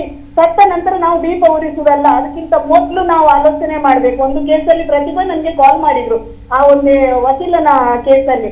ಆಗ ಹುಡುಗಿ ಹತ್ರ ಮಾತಾಡುದು ಬೇಡ, ಆಲ್ರೆಡಿ ಎಲ್ಲ ಮಾಧ್ಯಮದಲ್ಲಿ ಕೂತು ಹೇಳಿದ್ದಾರೆ. ಒಂದು ಎಲ್ಲರೂ ಹೋಗಿ ಕಮಿಷನರ್ ಹತ್ರ ಒತ್ತಡ ಹಾಕಿ ಅಂತವನನ್ನು ಇಟ್ಕೊಳ್ಳಿಕ್ಕೆ ಆಗುದಿಲ್ಲ ನಮ್ಗೆ. ಮತ್ತೆ ಇದು ಕೇಸ್ ನಿಲ್ತದ? ಮೊನ್ನೆ ಆ ಊರಿನ ವಾಮಂಜೂರ್ನ ಆ ಏರಿಯಾದ ತಿರುವೈಲಿನ ಏರಿಯಾದ ಆ ಒಂದು ಶೋಭಾ ಫ್ಯಾಮಿಲಿ ಅವರು ಇದ್ದ ಕಾರಣ ಆ ಒಂದು ಅತ್ಯಾಚಾರಿಗಳನ್ನು ಅವರಿಗೆ ಡೌಟ್ ಬಂದು ಅವರು ಅಲ್ಲಿ ನಿಲ್ಲಿಸಿದ್ರು. ಆದ ಕಾರಣ ಅಲ್ಲಿ ಪೊಲೀಸ್ ಡಿಪಾರ್ಟ್ಮೆಂಟ್ಗೆ ಸುಲಭ ಆಯ್ತು ಅವರನ್ನು ನೋಡ್ಲಿಕ್ಕೆ. ಇಲ್ಲದಿದ್ರೆ ಖಂಡಿತ ಅವರು ಓಡಿ ಹೋಗ್ತಾ ಇದ್ರು. ಇಲ್ಲಿ ಸಮಾಜ ಒಳ್ಳೆ ಕೆಲಸ ಮಾಡಿದ್ದಾರೆ. ಆ ಒಂದು ಶೋಭಾ ಫ್ಯಾಮಿಲಿ ಆಗಿ ಅವರ ಚಿಕ್ಕಪ್ಪ ಆಗ್ಲಿ ಒಳ್ಳೆ ಅಲ್ಲಿ ಕೆಲಸ ಮಾಡಿದ ಕಾರಣ ಇವರಿಗೆ ಈಸಿಯಾಗಿ 4 ಮಂದಿ ಸಿಕ್ಕಿದ್ರು. ಇಲ್ಲದ್ರೆ ಸಿಕ್ಕುದಿಲ್ಲ. ಎಷ್ಟೋ ಕಾನೂನಿಗೆ ತಪ್ಪಿಸಿದವರು ಸಿಕ್ಕುದಿಲ್ಲ. ಬಟ್ಟೆಯನ್ನೇ ದೂರಬೇಡಿ, ಬೇಸರ ಆಗ್ತಾ ಉಂಟು. ನಮ್ಮ ಮನೆಯಲ್ಲಿ ಹುಟ್ಟಿದ ಹುಡುಗರಿಗೆ ಫಸ್ಟ್ ಹುಡುಗಿಯರಿಗೆ ಗೌರವ ಕೊಡುವುದನ್ನು ಕಲಿಸುವ. ಯಾರಿಗ ತೀಟೆಗೋಸ್ಕರ ಇವನು ಕೆಲಸಕ್ಕೆ ಬರುವುದಕ್ಕೋಸ್ಕರ ಯಾರು ಬಲಿಪಶು ಆಗ್ಬೇಕು, ಇದನ್ನೇ ಕಲ್ಪನೆ. ಸೌದಿಗೆ ಹೋಗಿ ನಮ್ಮ ಹುಡುಗರು ನೋಡುವ 5 ವರ್ಷ ಹೆಂಡತಿಯನ್ನು ಬಿಟ್ಟಿದ್ದಾರೆ, ನನಗೆ ನಿಲ್ಲಿಕ್ಕೆ ಆಗುದಿಲ್ಲ ಅಂತ ಹೇಳಿದ್ರೆ ಯಾವ್ದಾದ್ರು ಹುಡುಗಿ ಸಿಗ್ತಾರೆ ಅಲ್ಲಿ ಅವರಿಗೆ? ನಮ್ಮಲ್ಲಿ ಏನು ಒತ್ತಡ ಹಾಕಿ ನಮ್ಮ ಕಾನೂನು ಬದಲು ಮಾಡ್ಬೇಕಂತ ಹೇಳಿ ನಮ್ದು 5 ವರ್ಷ 10 ವರ್ಷ ಪ್ರಕರಣಗಳಲ್ಲಿ ಯಾಕೆ ಲೇಟ್ ಮಾಡ್ಬೇಕು? ಲೈಂಗಿಕ ಇಷ್ಟು ಅವಳನ್ನು ವಿಕೃತವಾಗಿ ಕೊಂದಿದಾರಲ್ಲ, ಇಷ್ಟು ಯಾಕೆ ಲೇಟ್ ಆಗ್ಬೇಕು? ಇದಕ್ಕೆ ನಾವು ಒತ್ತಡ ಹಾಕುವ. 90 days ಚಾರ್ಜ್ ಶೀಟ್ ಉಂಟಲ್ಲ, ಅವನು ಹೊರಗೆ ಬರದಾಗೆ ಬೇಲಾಗಿ ಬಂದು ಮತ್ತೆ ಅವನಿಗೆ ಏನ್ ಮಾಡ್ಲಿಕ್ಕೆ ಆಗುದಿಲ್ಲ. ಬೇಲ್ ಆಗದಾಗಿ ಮಾಡುವಂತ ಸೆಕ್ಷನ್ಸ್ ಅನ್ನು ಹಾಕುದು ಕರ್ತವ್ಯ ನಮ್ದು. ಎಲ್ರು ಜನಪ್ರತಿನಿಧಿಗಳು ಎಲ್ಲರೂ ಸೇರಿ ಹೆಂಗಸರು, ನಾನ್ ಸಹ ಬರ್ತೇನೆ ನಿಮ್ಮೊಟ್ಟಿಗೆ, ಒತ್ತಡ ಹಾಕುವ ಕಮಿಷನರ್ ಅಲ್ಲಿ. ಸಾಮಾನ್ಯವಾದ ಚಾರ್ಜ್ ಶೀಟ್ ಹಾಕಬಾರ್ದು. ಇದಕ್ಕೇನು ಪ್ರೂಫ್ ಬೇಡ, ಅವಶ್ಯಕತೆ ಇಲ್ಲ. ದಯಮಾಡಿ ನಾನು ದೀಕ್ಷಿತ್ ನಿಮ್ಮ ಹತ್ರ ಒಂದು ಹೇಳ್ತೇನೆ, ಆ ಮಕ್ಕಳಿಗೆ ಒಂದು 3 ಮಕ್ಕಳನ್ನು ವ್ಯವಸ್ಥೆ ಮಾಡಿಸಿ. ಯಾಕೆಂದ್ರೆ ನಾಳೆ ಸಾಕ್ಷಿ ಇರುವುದು ಆ 3 ಮಕ್ಕಳು. 5,000 ಕೊಟ್ರೆ ಈ ಅಪ್ಪ ಅಮ್ಮ ಕೂಡುದು ಎಲ್ಲಿ? ಅದು ನಮ್ದು ಮಕ್ಕಳನ್ನು ಇಟ್ಕೊಂಡು ಅವರು ಹೋಗ್ತಾರೆ ಜಾರ್ಖಂಡಿಗೆ. ಕೇಸು ನಿಲ್ಲುದಿಲ್ಲ. ದಯಮಾಡಿ ಹೇಳಿದ್ರು, ಮಂಗಳೂರಿನಲ್ಲಿ ಸಹ ಹೆದರಿಕೆ ಬೇಕು. ಇಂಥ ಕಾರ್ಮಿಕರು ಬಂದು ಈ ರೀತಿ ಮಾಡಬಾರ್ದು, ಇನ್ನೊಮ್ಮೆ ಆಗಬಾರ್ದು ಅಂತ ಇರುವುದಾದ್ರೆ ಇವರಿಗೆ ಶಿಕ್ಷೆ ಆಗ್ಬೇಕು. ಶಿಕ್ಷೆ ಆಗುದಾದ್ರೆ ನಾವು ಯಾವ್ದಾ ವಿಚಾರ ಮಾತಾಡುದಲ್ಲ, ಯಾರಿಗೆ ಒತ್ತಡ ಆಗ್ಬೇಕು, ಯಾವ ಚಾರ್ಜ್ ಶೀಟ್ ಆಗ್ಬೇಕು, ಪ್ರಕಾರ ಬಗ್ಗೆ ನಾವು ಪ್ರಸನ್ನ, ನಾವು ಆನ್ ದ ಹೋಲ್ ಮಾತಾಡ್ತಾ ಇದೀವಿ, ನಾಟ್ ಒನ್ ಇಶ್ಯೂ. ಇದು ಯಾವ್ದೆಲ್ಲ ಸಂಬಂಧಪಟ್ಟಿದೆ ಎಲ್ಲ ವಿಷಯಗಳು ಇಲ್ಲಿ ಬರ್ತಾ ಇದೆ. ಯಾಕೆಂದ್ರೆ ಅವೆಲ್ಲ ಬೇಕು ಅದಕ್ಕೋಸ್ಕರ. ಬಿಕಾಸ್ ಅದು ಮುಂದಕ್ಕೆ ಏನಾದ್ರು ಇಲ್ಲ, ಇಟ್ಸ್ ನಾಟ್ ರಿಕ್ವೈರ್ಡ್. ಆಶಾ ಅವರು, it's really not required. No, it's important. It's fact. It's fact. Team ಮಾಡುವ.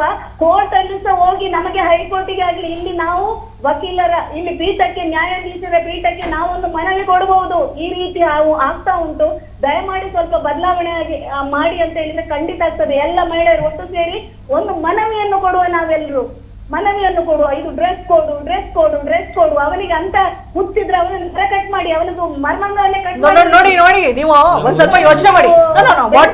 ಬೆಳೆಸುದಲ್ಲ. ಒಂದ್ ನಿಮಿಷ ಕೇಳಿ, ಒಂದ್ ನಿಮಿಷ. ನಾವು ಹೇಳೋದು ಕೇಳಿ. ನಾ ಹೇಳೋದು ಏನಂತ ಹೇಳಿದ್ರೆ, ಇಲ್ಲಿ ಕ್ಯಾಟಗರೀಸ್ ಆಯ್ತಾ? ಇಲ್ಲಿ ಕೂಲಿ ಕಾರ್ಮಿಕರು ಅದೇ ಒಂದು ಕ್ಯಾಟಗರಿ, ಮಧ್ಯಮ ವರ್ಗದ ಅದೇ ಒಂದು ಕ್ಯಾಟಗರಿ, ಹೈ ಲೆವೆಲ್ ಏನಾಗ್ತಾ ಇದೆ ಅದೇ ಒಂದು ಕ್ಯಾಟಗರಿ. ತಾಯಿ ತಂದೆ ಒಬ್ಬು ಬಾರು ಅನ್ಕೊಂಡು ಹೊರಟೋಗ್ತಾರೆ, ಆ ಮಗು ಮನೇಲಿ ಇರುತ್ತೆ, ಆ ಮಗು ಏನ್ ಮಾಡುತ್ತೆ ಏನು ಗೊತ್ತಿಲ್ಲ. High levels what is happening? So category wise ನೀವು ನೋಡಕ್ ಹೋದ್ರೆ ಒಂದೊಂದು ಕೇಸ್ ಒಂದೊಂದ್ ತರ ಡೀಲ್ ಮಾಡ್ಬೇಕಾಗತ್ತೆ.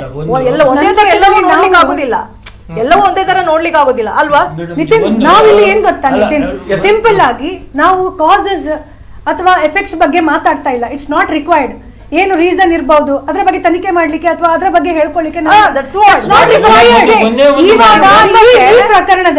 ಈ ಪ್ರಕರಣದಲ್ಲಿ ಯಾವ ರೀತಿ ಆರೋಪಿಗಳಿದ್ದಾರೆ ಅವ್ರಿಗೆ ಶಿಕ್ಷೆ ಆಗ್ಬೇಕು, ಅದ್ರ ಬಗ್ಗೆ ನಾವು ಚರ್ಚೆ ಮಾಡಬೇಕು. ದಯವಿಟ್ಟು ಒಂದು ನಾನು ಮಾತಾಡ್ಲಿಕ್ಕೆ ಇಷ್ಟಪಡ್ತೇನೆ. ಅವ್ರು ನನ್ನನ್ನ ಹೇಳಿದ್ರು ನಾನು ಬಟ್ಟೆ ಬಗ್ಗೆ ಮಾತಾಡಿದೆ ಅಂತ. ನಾನು ಕೇಳ್ತೇನೆ, ಶಿಕ್ಷೆ ಎಂಬುದು ಇದ್ರ ಮುಂಚೆ ಉತ್ತರ ಪ್ರದೇಶದಲ್ಲಿ ಆಯ್ತು, ದೆಹಲಿಯಲ್ಲಿ ಆಯ್ತು, ಎಲ್ರಿಗೂ ಶಿಕ್ಷೆ ಆಗಿದೆ. ಬಟ್ ಇವತ್ತು ತಿರುಗಿ ಆಗಿದೆ, ಹೌದಲ್ವಾ? ನಾನು ಕೇಳ್ತಿರೋದು ಶಿಕ್ಷೆ ಮಾತಾಡಿದ್ರೆ ಕೇಳಿದೆ, ನೀವು ಪದೇ ಮಾತಾಡಿದ್ರೆ ನಮ್ಮ ಮಂಗಳೂರಲ್ಲಿ ಈ ರೀತಿ ಆಗ್ಬಾರ್ದು. ಅದನ್ನು ಹಾಗಾದ್ರೆ ಬೇರೆ ಊರು ಅಲ್ಲಿ ಹೆಣ್ಮಕ್ಳು ನಮ್ಮವರಲ್ಲ, ಇಲ್ಲ ಇಲ್ಲ. ನಿಮ್ಗೆ ಒಂದ್ ಸ್ವಲ್ಪ ಇವು ಪ್ರಸನ್ನ, ಒಂದ್ ಸ್ವಲ್ಪ ಮಹಿಳಾ ಶಿಶು ಕಲ್ಯಾಣ ಏನ್ ಮಾಡ್ತಿದೆ ಅಂತ ಯೋಚನೆ ಮಾಡಿ. ಮೊದಲಿನ ತರ ಇಲ್ಲ, ಇವಾಗ ತುಂಬಾ ಚೆನ್ನಾಗಿ ಹ್ಯಾಂಡಲ್ ಮಾಡ್ತಿದ್ದಾರೆ. ಅಂತದ್ರಲ್ಲೂ ಇಂಥದ್ದಾಗಿದೆ. ನಾನು ನೋಡಿದ್ದೇನೆ, ರೇಪ್ ಆದ ಕುದ್ರೋಳಿಯಲ್ಲಿ ರೇಪ್ ಆದ 8 ವರ್ಷದ ಮಗುವನ್ನೇ ಗಡಿ ಗಡಿಪಾರು ಮಾಡ್ಲಿಕ್ಕೆ ನೋಡಿದ ಮಹಿಳಾ ಕಲ್ಯಾಣ ಇಲಾಖೆ. ನಾನು ಅನುಭವಿಸಿದವಳು. ಕುದ್ರೋಳಿಯಲ್ಲಿ 45 ವರ್ಷದವನು ಒಬ್ಬ 8 ವರ್ಷದ ಬಾಲಕಿಯನ್ನು ಅತ್ಯಾಚಾರ ಮಾಡಿದ ಕೇಸಲ್ಲಿ ಮಹಿಳಾ ಕಲ್ಯಾಣ ಇಲಾಖೆಗೆ ನಾವು ಹ್ಯಾಂಡಲ್ ಮಾಡಿದ ಕೇಸನ್ನು ಅಲ್ಲಿಂದ ಗಡಿಪಾರಿಕೆ ಮಾಡ್ಲಿಕ್ಕೆ ನೋಡಿದ್ರು. ಹೆಸರು ಬೇಡ, ನಮ್ಮವರು ಇದ್ದಾರೆ, ನಮ್ಮವರು ಇದ್ರು ಮೀಟಿಂಗ್ ಅಲ್ಲಿ, ಸಂಘಟನೆಯವರು.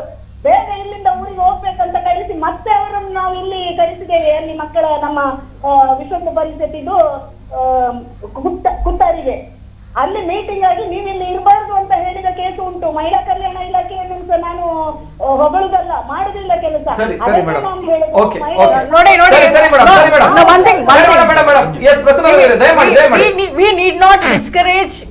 ಅಧಿಕಾರಿಗಳನ್ನ ಡಿಸ್ಕರೇಜ್ ಮಾಡಬೇಡಿ.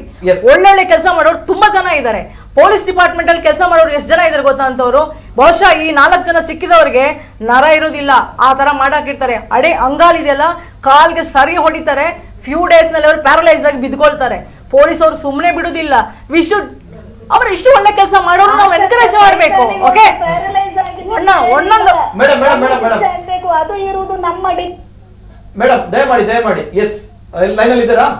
ಪ್ಯಾರಲೈಸ್ ಆದ್ರೆ ಅವನು ಮತ್ತೆ ಹೊರಗೆ ಬರ್ತಾನೆ. ಆ ವಿಷಯ ಅಲ್ಲ, ಗಲ್ಲು ಶಿಕ್ಷೆ. ಈಗ ಗಲ್ಲು ಶಿಕ್ಷೆ ಬೇಡ ರೀ, ಗಲ್ಲು ಶಿಕ್ಷೆ ಕೊಟ್ರೆ ಹೋಗ್ಬಿಡ್ತಾರ ಅವರೆಲ್ಲ. ಕಣ್ ತೆಗೆದ್ಬಿಡಿ. ನಾನು ಹೇಳುದಂದ್ರೆ ಚಾರ್ಜ್ ಶೀಟ್ ಯಾಕೆ ನಾನು ಸ್ಟ್ರಾಂಗ್ ಹೇಳುದನಂದ್ರೆ, ಈಗ ಅವರು ಒಳಗೆ ಚಾರ್ಜ್ ಶೀಟ್ ಯಾಕೆ? No charge sheet, no charge sheet, no charge sheet. Doctor report ತಗೊಳ್ಳಿ, finish off the case. Doctor report ತಗೊಳ್ಳಿ, ಫಿನಿಶ್ ಆಫ್ ದ ಕೇಸ್. ಯಾಕೆ ಪೊಲೀಸ್ ಸ್ಟೇಷನ್ ಹೋಗ್ಬೇಕು ಅಲ್ಲಿಗೆ? No police station. ಡಾಕ್ಟರ್ಸ್ ಏನ್ ಹೇಳ್ತಾರೆ, ಹಿಂಗಾಗಿದೆ ಆ ಮಗು ಇಂಥವ್ರೆ, ಎಸ್ ಫಿನಿಶ್ ಆಫ್ ಅಷ್ಟೇ. ಕಣ್ ತೆಗೆದ್ಬಿಡಿ. ಅವ್ರಿಗೆ ಬೇರೆ ಶಿಕ್ಷೆಗಳು ಬೇಡ ರೀ, ಕಣ್ ತೆಗೆದ್ಬಿಡಿ ಅಷ್ಟೇ. ಕೇಳಿ ಎಲ್ಲರೂ ಮಾಡಬಹುದು, ಮಾಡುವ ಉಂಟು, ಸರಿ ಮೇಡಮ್, ಸರಿ ಮೇಡಮ್, ಓಕೆ ಸರಿ ಮೇಡಮ್, ಸರಿ ಎಸ್ ಧರ್ಮೇಂದ್ರ ಸರ್. ಏನಾಗಿದೆ ಗೊತ್ತಾ, ಇವರು ಕಾನೂನು ಮತ್ತೊಂದು. ಈಗ ನಾನು ಕೇಳ್ತೇನೆ, ಭಯ ಎಂಬುದು ಇಲ್ಲ ಅಂತ ಎಂಬುದು ಸತ್ಯದ ಮಾತದು. ಆದ್ರೆ ನಾನು ಕೇಳ್ತೇನೆ, ಉತ್ತರ ಪ್ರದೇಶದಲ್ಲಿ ಆಗಿದೆ, ದೆಹಲಿಯಲ್ಲಿ ಆಗಿದೆ, ಇನ್ನಿತರ ಜಾಗಗಳಲ್ಲಿ ಅತ್ಯಾಚಾರ ಆಗಿದೆ, ಶಿಕ್ಷೆ ಕೂಡ ಆಗಿದೆ. ಒಂದ್ ಸೆಕೆಂಡ್ ಆಗಿದೆ ಅಂತ ಹೇಳಿದ್ರೆ ತಿರುಗಿಲಿ ಆಗಿಲ್ವಾ? ಹಾಗಾದ್ರೆ ಇದು ಯಾಕೆ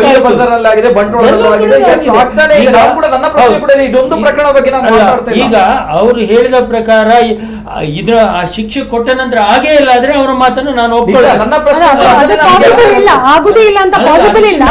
ಆದ್ರೆ 100% ರೇಷಿಯೋ ಏನಿದೆ ಅದು ಕಡಿಮೆ ಆಗೇ ಆಗ್ತದೆ. ಶಿಕ್ಷೆ ಎಂಬುದು ಒಂದು ಉತ್ತರ ಹೌದಾದ್ರೂ ಕೂಡ ಎಂಬುದು ಆದ ಮೇಲೆ ಹೋದ ಮೇಲೆ ಅಲ್ವಾ? ಈಗ ಅತ್ಯಾಚಾರ ಆಗುವ ಮುಂಚೆ ಆ ಮಗು ಒಬ್ಬ ವ್ಯಕ್ತಿಯ ಮಾನಸಿಕ ವ್ಯವಸ್ಥೆಗಳು ನಾನು ಕೂಡ ಇದನ್ನ ಕೇಳ್ತೇನೆ. ನಮ್ಗಳಿಗೆ ಅಂತ ಮನಸ್ಥಿತಿ ಬರಲ್ಲ ನಿಜವಾಗ್ಲೂ ಕೂಡ ಅಲ್ವಾ? ಬರಲ್ಲ. ನನ್ನ ಪ್ರಶ್ನೆ ಆಸ್ ಎ ನಿತಿನಾಗಿ ಅಥವಾ ಆಸ್ ಎನ್ ಮನುಷ್ಯನಾಗಿ ನನ್ನ ಪ್ರಶ್ನೆ ಕೂಡ ಇದನ್ನೇ ನಾನು ಕೇಳ್ತಾ ದಯವಿಟ್ಟು ನಾನು ಒಂದು ಮಾತು ಹೇಳ್ತೀನಿ. ತಂದೆ ತಾಯಿ ಕೂಡ ಮನೆಯಲ್ಲಿ ನೋಡ್ತಾ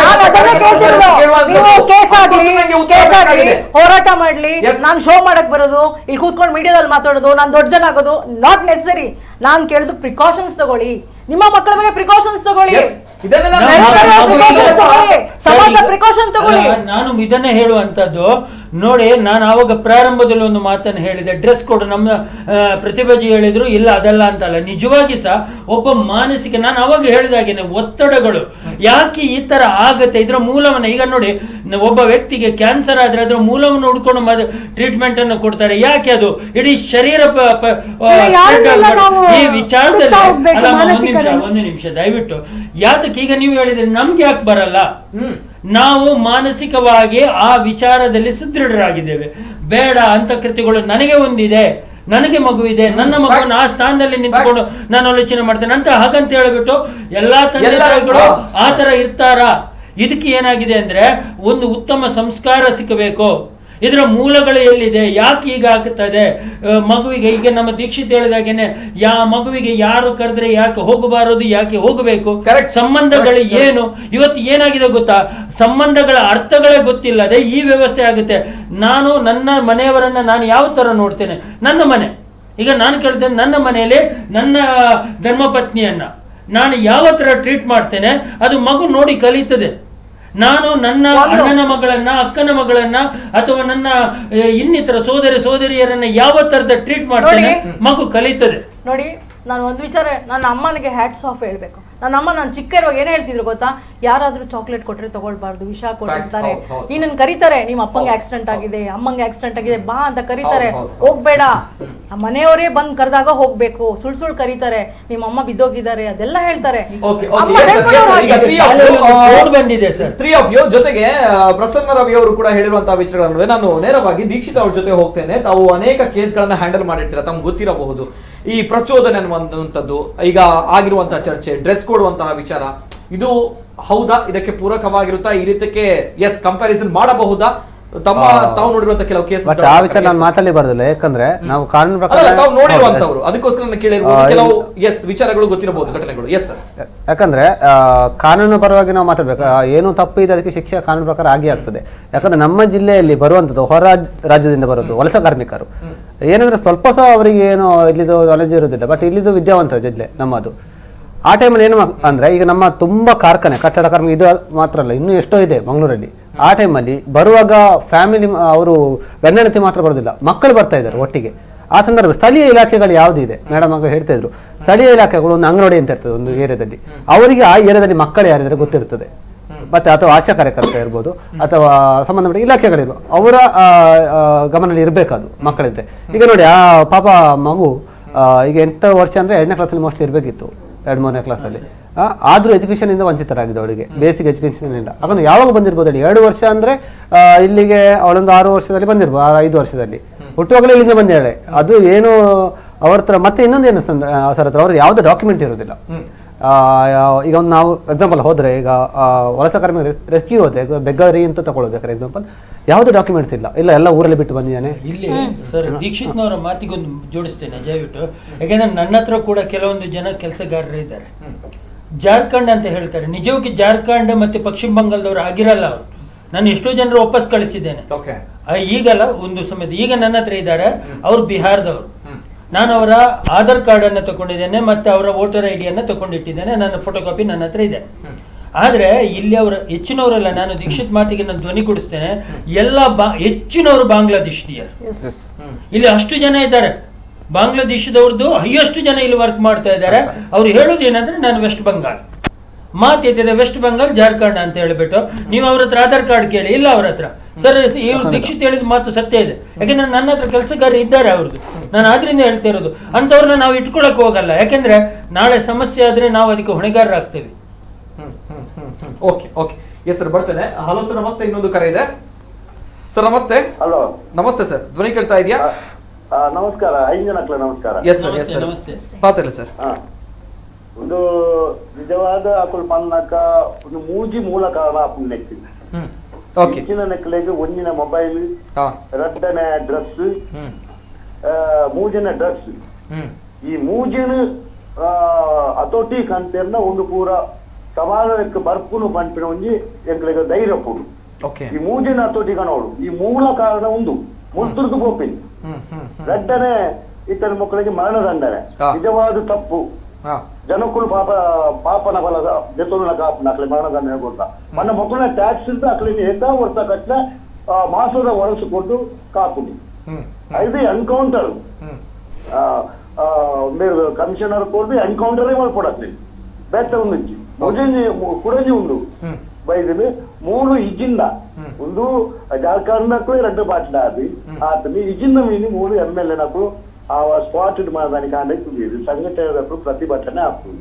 ಇನ್ನು ದಾಳಜಿ ಪಂಡ ಓಟುದ ಲಾಭ ಇಜ್ಜಿದೆ ಕರೆಕ್ಟ್ ಪಂಡ ನಿಗಾಂಡ್ ಪಂಡ್ಪುಣವು ದಾಳ ಏನಲ್ಲ ದಾಳ ಸುದ್ದಿಜ್ಜಿ ಬೇಕು ಪುಣ್ಯ ವಿಜಿನೈತ ಕುಡ್ಲ ಹೊತ್ತು ದಾಸ್ತಿ ಏರ್ಲಾಡು ಒಂದು ಬಾಳೆನೆ ನಿಜವಾದ ಪ್ರತಿಭಟನೆ ಮಾಡ್ತಿದ್ದೋದು ಎಮ್ಎಲ್ಎಗಳು ಬೈದೋಡು ಏರ್ಲಾಡು ನೆಕ್ಸ್ಟ್ ಸ್ಪಂದನೆ ಕೊಡ್ತಿದ್ದೇವೆ ಒಂದು ಒಂಜಿ ತಪ್ಪು ಪ್ರತಿ ಒಂಜಿನ ತಟ್ಟು ಒಪ್ಪು ಒಂದು ಪೂರ ರಾಜಕೀಯ ಮತ್ತೊಂದು ಅಪಘಾತ ಕೊಗ್ಗುಲು ಇತ್ತ ಒಂದು ಪಣ್ಣು ಸೈನ ರಾಜಕೀಯ ಕುಳಿತೇವೆ ವಾಪಕ್ಷದ ಕುಳ್ಳಜ್ಜಿರುತ್ತೆ ಅವನಿ ಬಾಳ ಜಾರ್ಖಂಡ್ ಅವರು ಸೈನ್ಯ ಇದ್ದಿರು ಮಕ್ಕಳು ಏರ್ಲ ತುಯ್ಯರ ಸುದ್ದಿ ಇದ್ದಿ ಮಾಧ್ಯಮ ಅಂತಾನೆ ಬೇತೆ ಓಳ ಸುದ್ದಿ ಇದ್ದಿ ಮಕ್ಕಳಿಗೆ ಗೊತ್ತಿದ್ದಿ ಸಂಘಟನೆ ಗೊತ್ತಿದ್ದಿ ಎಮ್ಎಲ್ಎಗಳಿಗೆ ಗೊತ್ತಿದ್ದಿ ವಾಪಕ್ಷದಗಳಿಗೆ ಗೊತ್ತಿದ್ದಿತ್ತೆ ಅಂದಿನ ಪರಿಸ್ಥಿತಿ ಮಕ್ಕಳಿಗೆ ಗೊತ್ತಿಲ್ಲ ಮಾತ್ರ ಓಟು ಬ್ಯಾಂಕ್ ಇರ್ತದ ಕುಡ್ಲಾಡು ಸರಿ ಸರಿ yes sir yes thank you. ಇದು ಜನರು ಕೇಳ್ತಾ ಇರುವಂತ ಒಂದು ಹೇಳ್ತಾ ಇರುವಂತ ಆಕ್ರೋಶ ಪ್ರತಿ ಜನರು ಹೇಳ್ತಾ ಇದ್ದಾರೆ.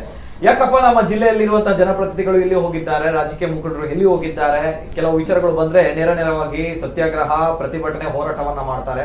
ಯಾಕೆ ಈ ವಿಚಾರದಲ್ಲಿ ಅವರೊಬ್ರು ಕೂಡ ಬಾಯಿಯನ್ನ ಬಿಚ್ಚಲಿಲ್ಲ ಅನ್ನುವಂತಹ ಮಾತುಗಳು, ಆ ಪ್ರಶ್ನೆಗಳ ನಡುವೆ ಈ ಪ್ರಶ್ನೆಗಳು ಕೂಡ ಜನರು ಕೇಳ್ತಾ ಇದ್ದಾರೆ. ತಮ್ಗಳ ಮುಖಗಳನ್ನ ನೋಡ್ಕೊಳ್ಳಿ ಅನ್ನುವಂಥದ್ದು. ಯಾಕಂದ್ರೆ ಪ್ರತಿಯೊಂದು ಜೀವಕ್ಕೂ ಕೂಡ ಬೆಲೆ ಇದೆ. ಆ ತಾಯಿಯ ಹೊಟ್ಟೆಯಿಂದ ಬಂದಂತಹ ಒಂದು ಮಗು ಪ್ರಪಂಚವನ್ನ ಎಷ್ಟು ಕರಾಳ ರೀತಿಯಲ್ಲಿ ನೋಡಿದೆ ಅನ್ನುವಂಥದ್ದು. ಪ್ರತಿಯೊಂದು ಜೀವಕ್ಕೂ ಕೂಡ ಬೆಲೆ ಇದೆ. ಸೊ ಅದಕ್ಕೋಸ್ಕರ ಕೇಳ್ತಾ ಇದ್ದೇವೆ, ನಿಮ್ಮ ರಾಜಕೀಯದ ಆಟಗಳನ್ನು ಸ್ವಲ್ಪ ಬದಿಗಿಟ್ಟು ಈ ಒಂದು ವಿಚಾರಗಳಲ್ಲಿ ಪ್ರಾಮಾಣಿಕವಾಗಿರುವಂತಹ ಕೆಲಸವನ್ನ ಮಾಡಬೇಕಾಗಿದೆ. ಜೊತೆಗೆ ಸರ್, ನಾನು ದೀಕ್ಷಿತ್ ಅವ್ರ ಜೊತೆ ಕೇಳ್ತಾ ಇದ್ದೇನೆ. ದೀಕ್ಷಿತ್ ಅವರು ಈ ಹಿಂದೆ ಹೊಯ್ಗೆ ಬಜಾರ್ನಲ್ಲಿ ನಡೆದಿರುವಂತಹ ಪ್ರಕರಣ ಕೂಡ ತಮ್ಗೆ ಗೊತ್ತಿದೆ ಅಲ್ವಾ?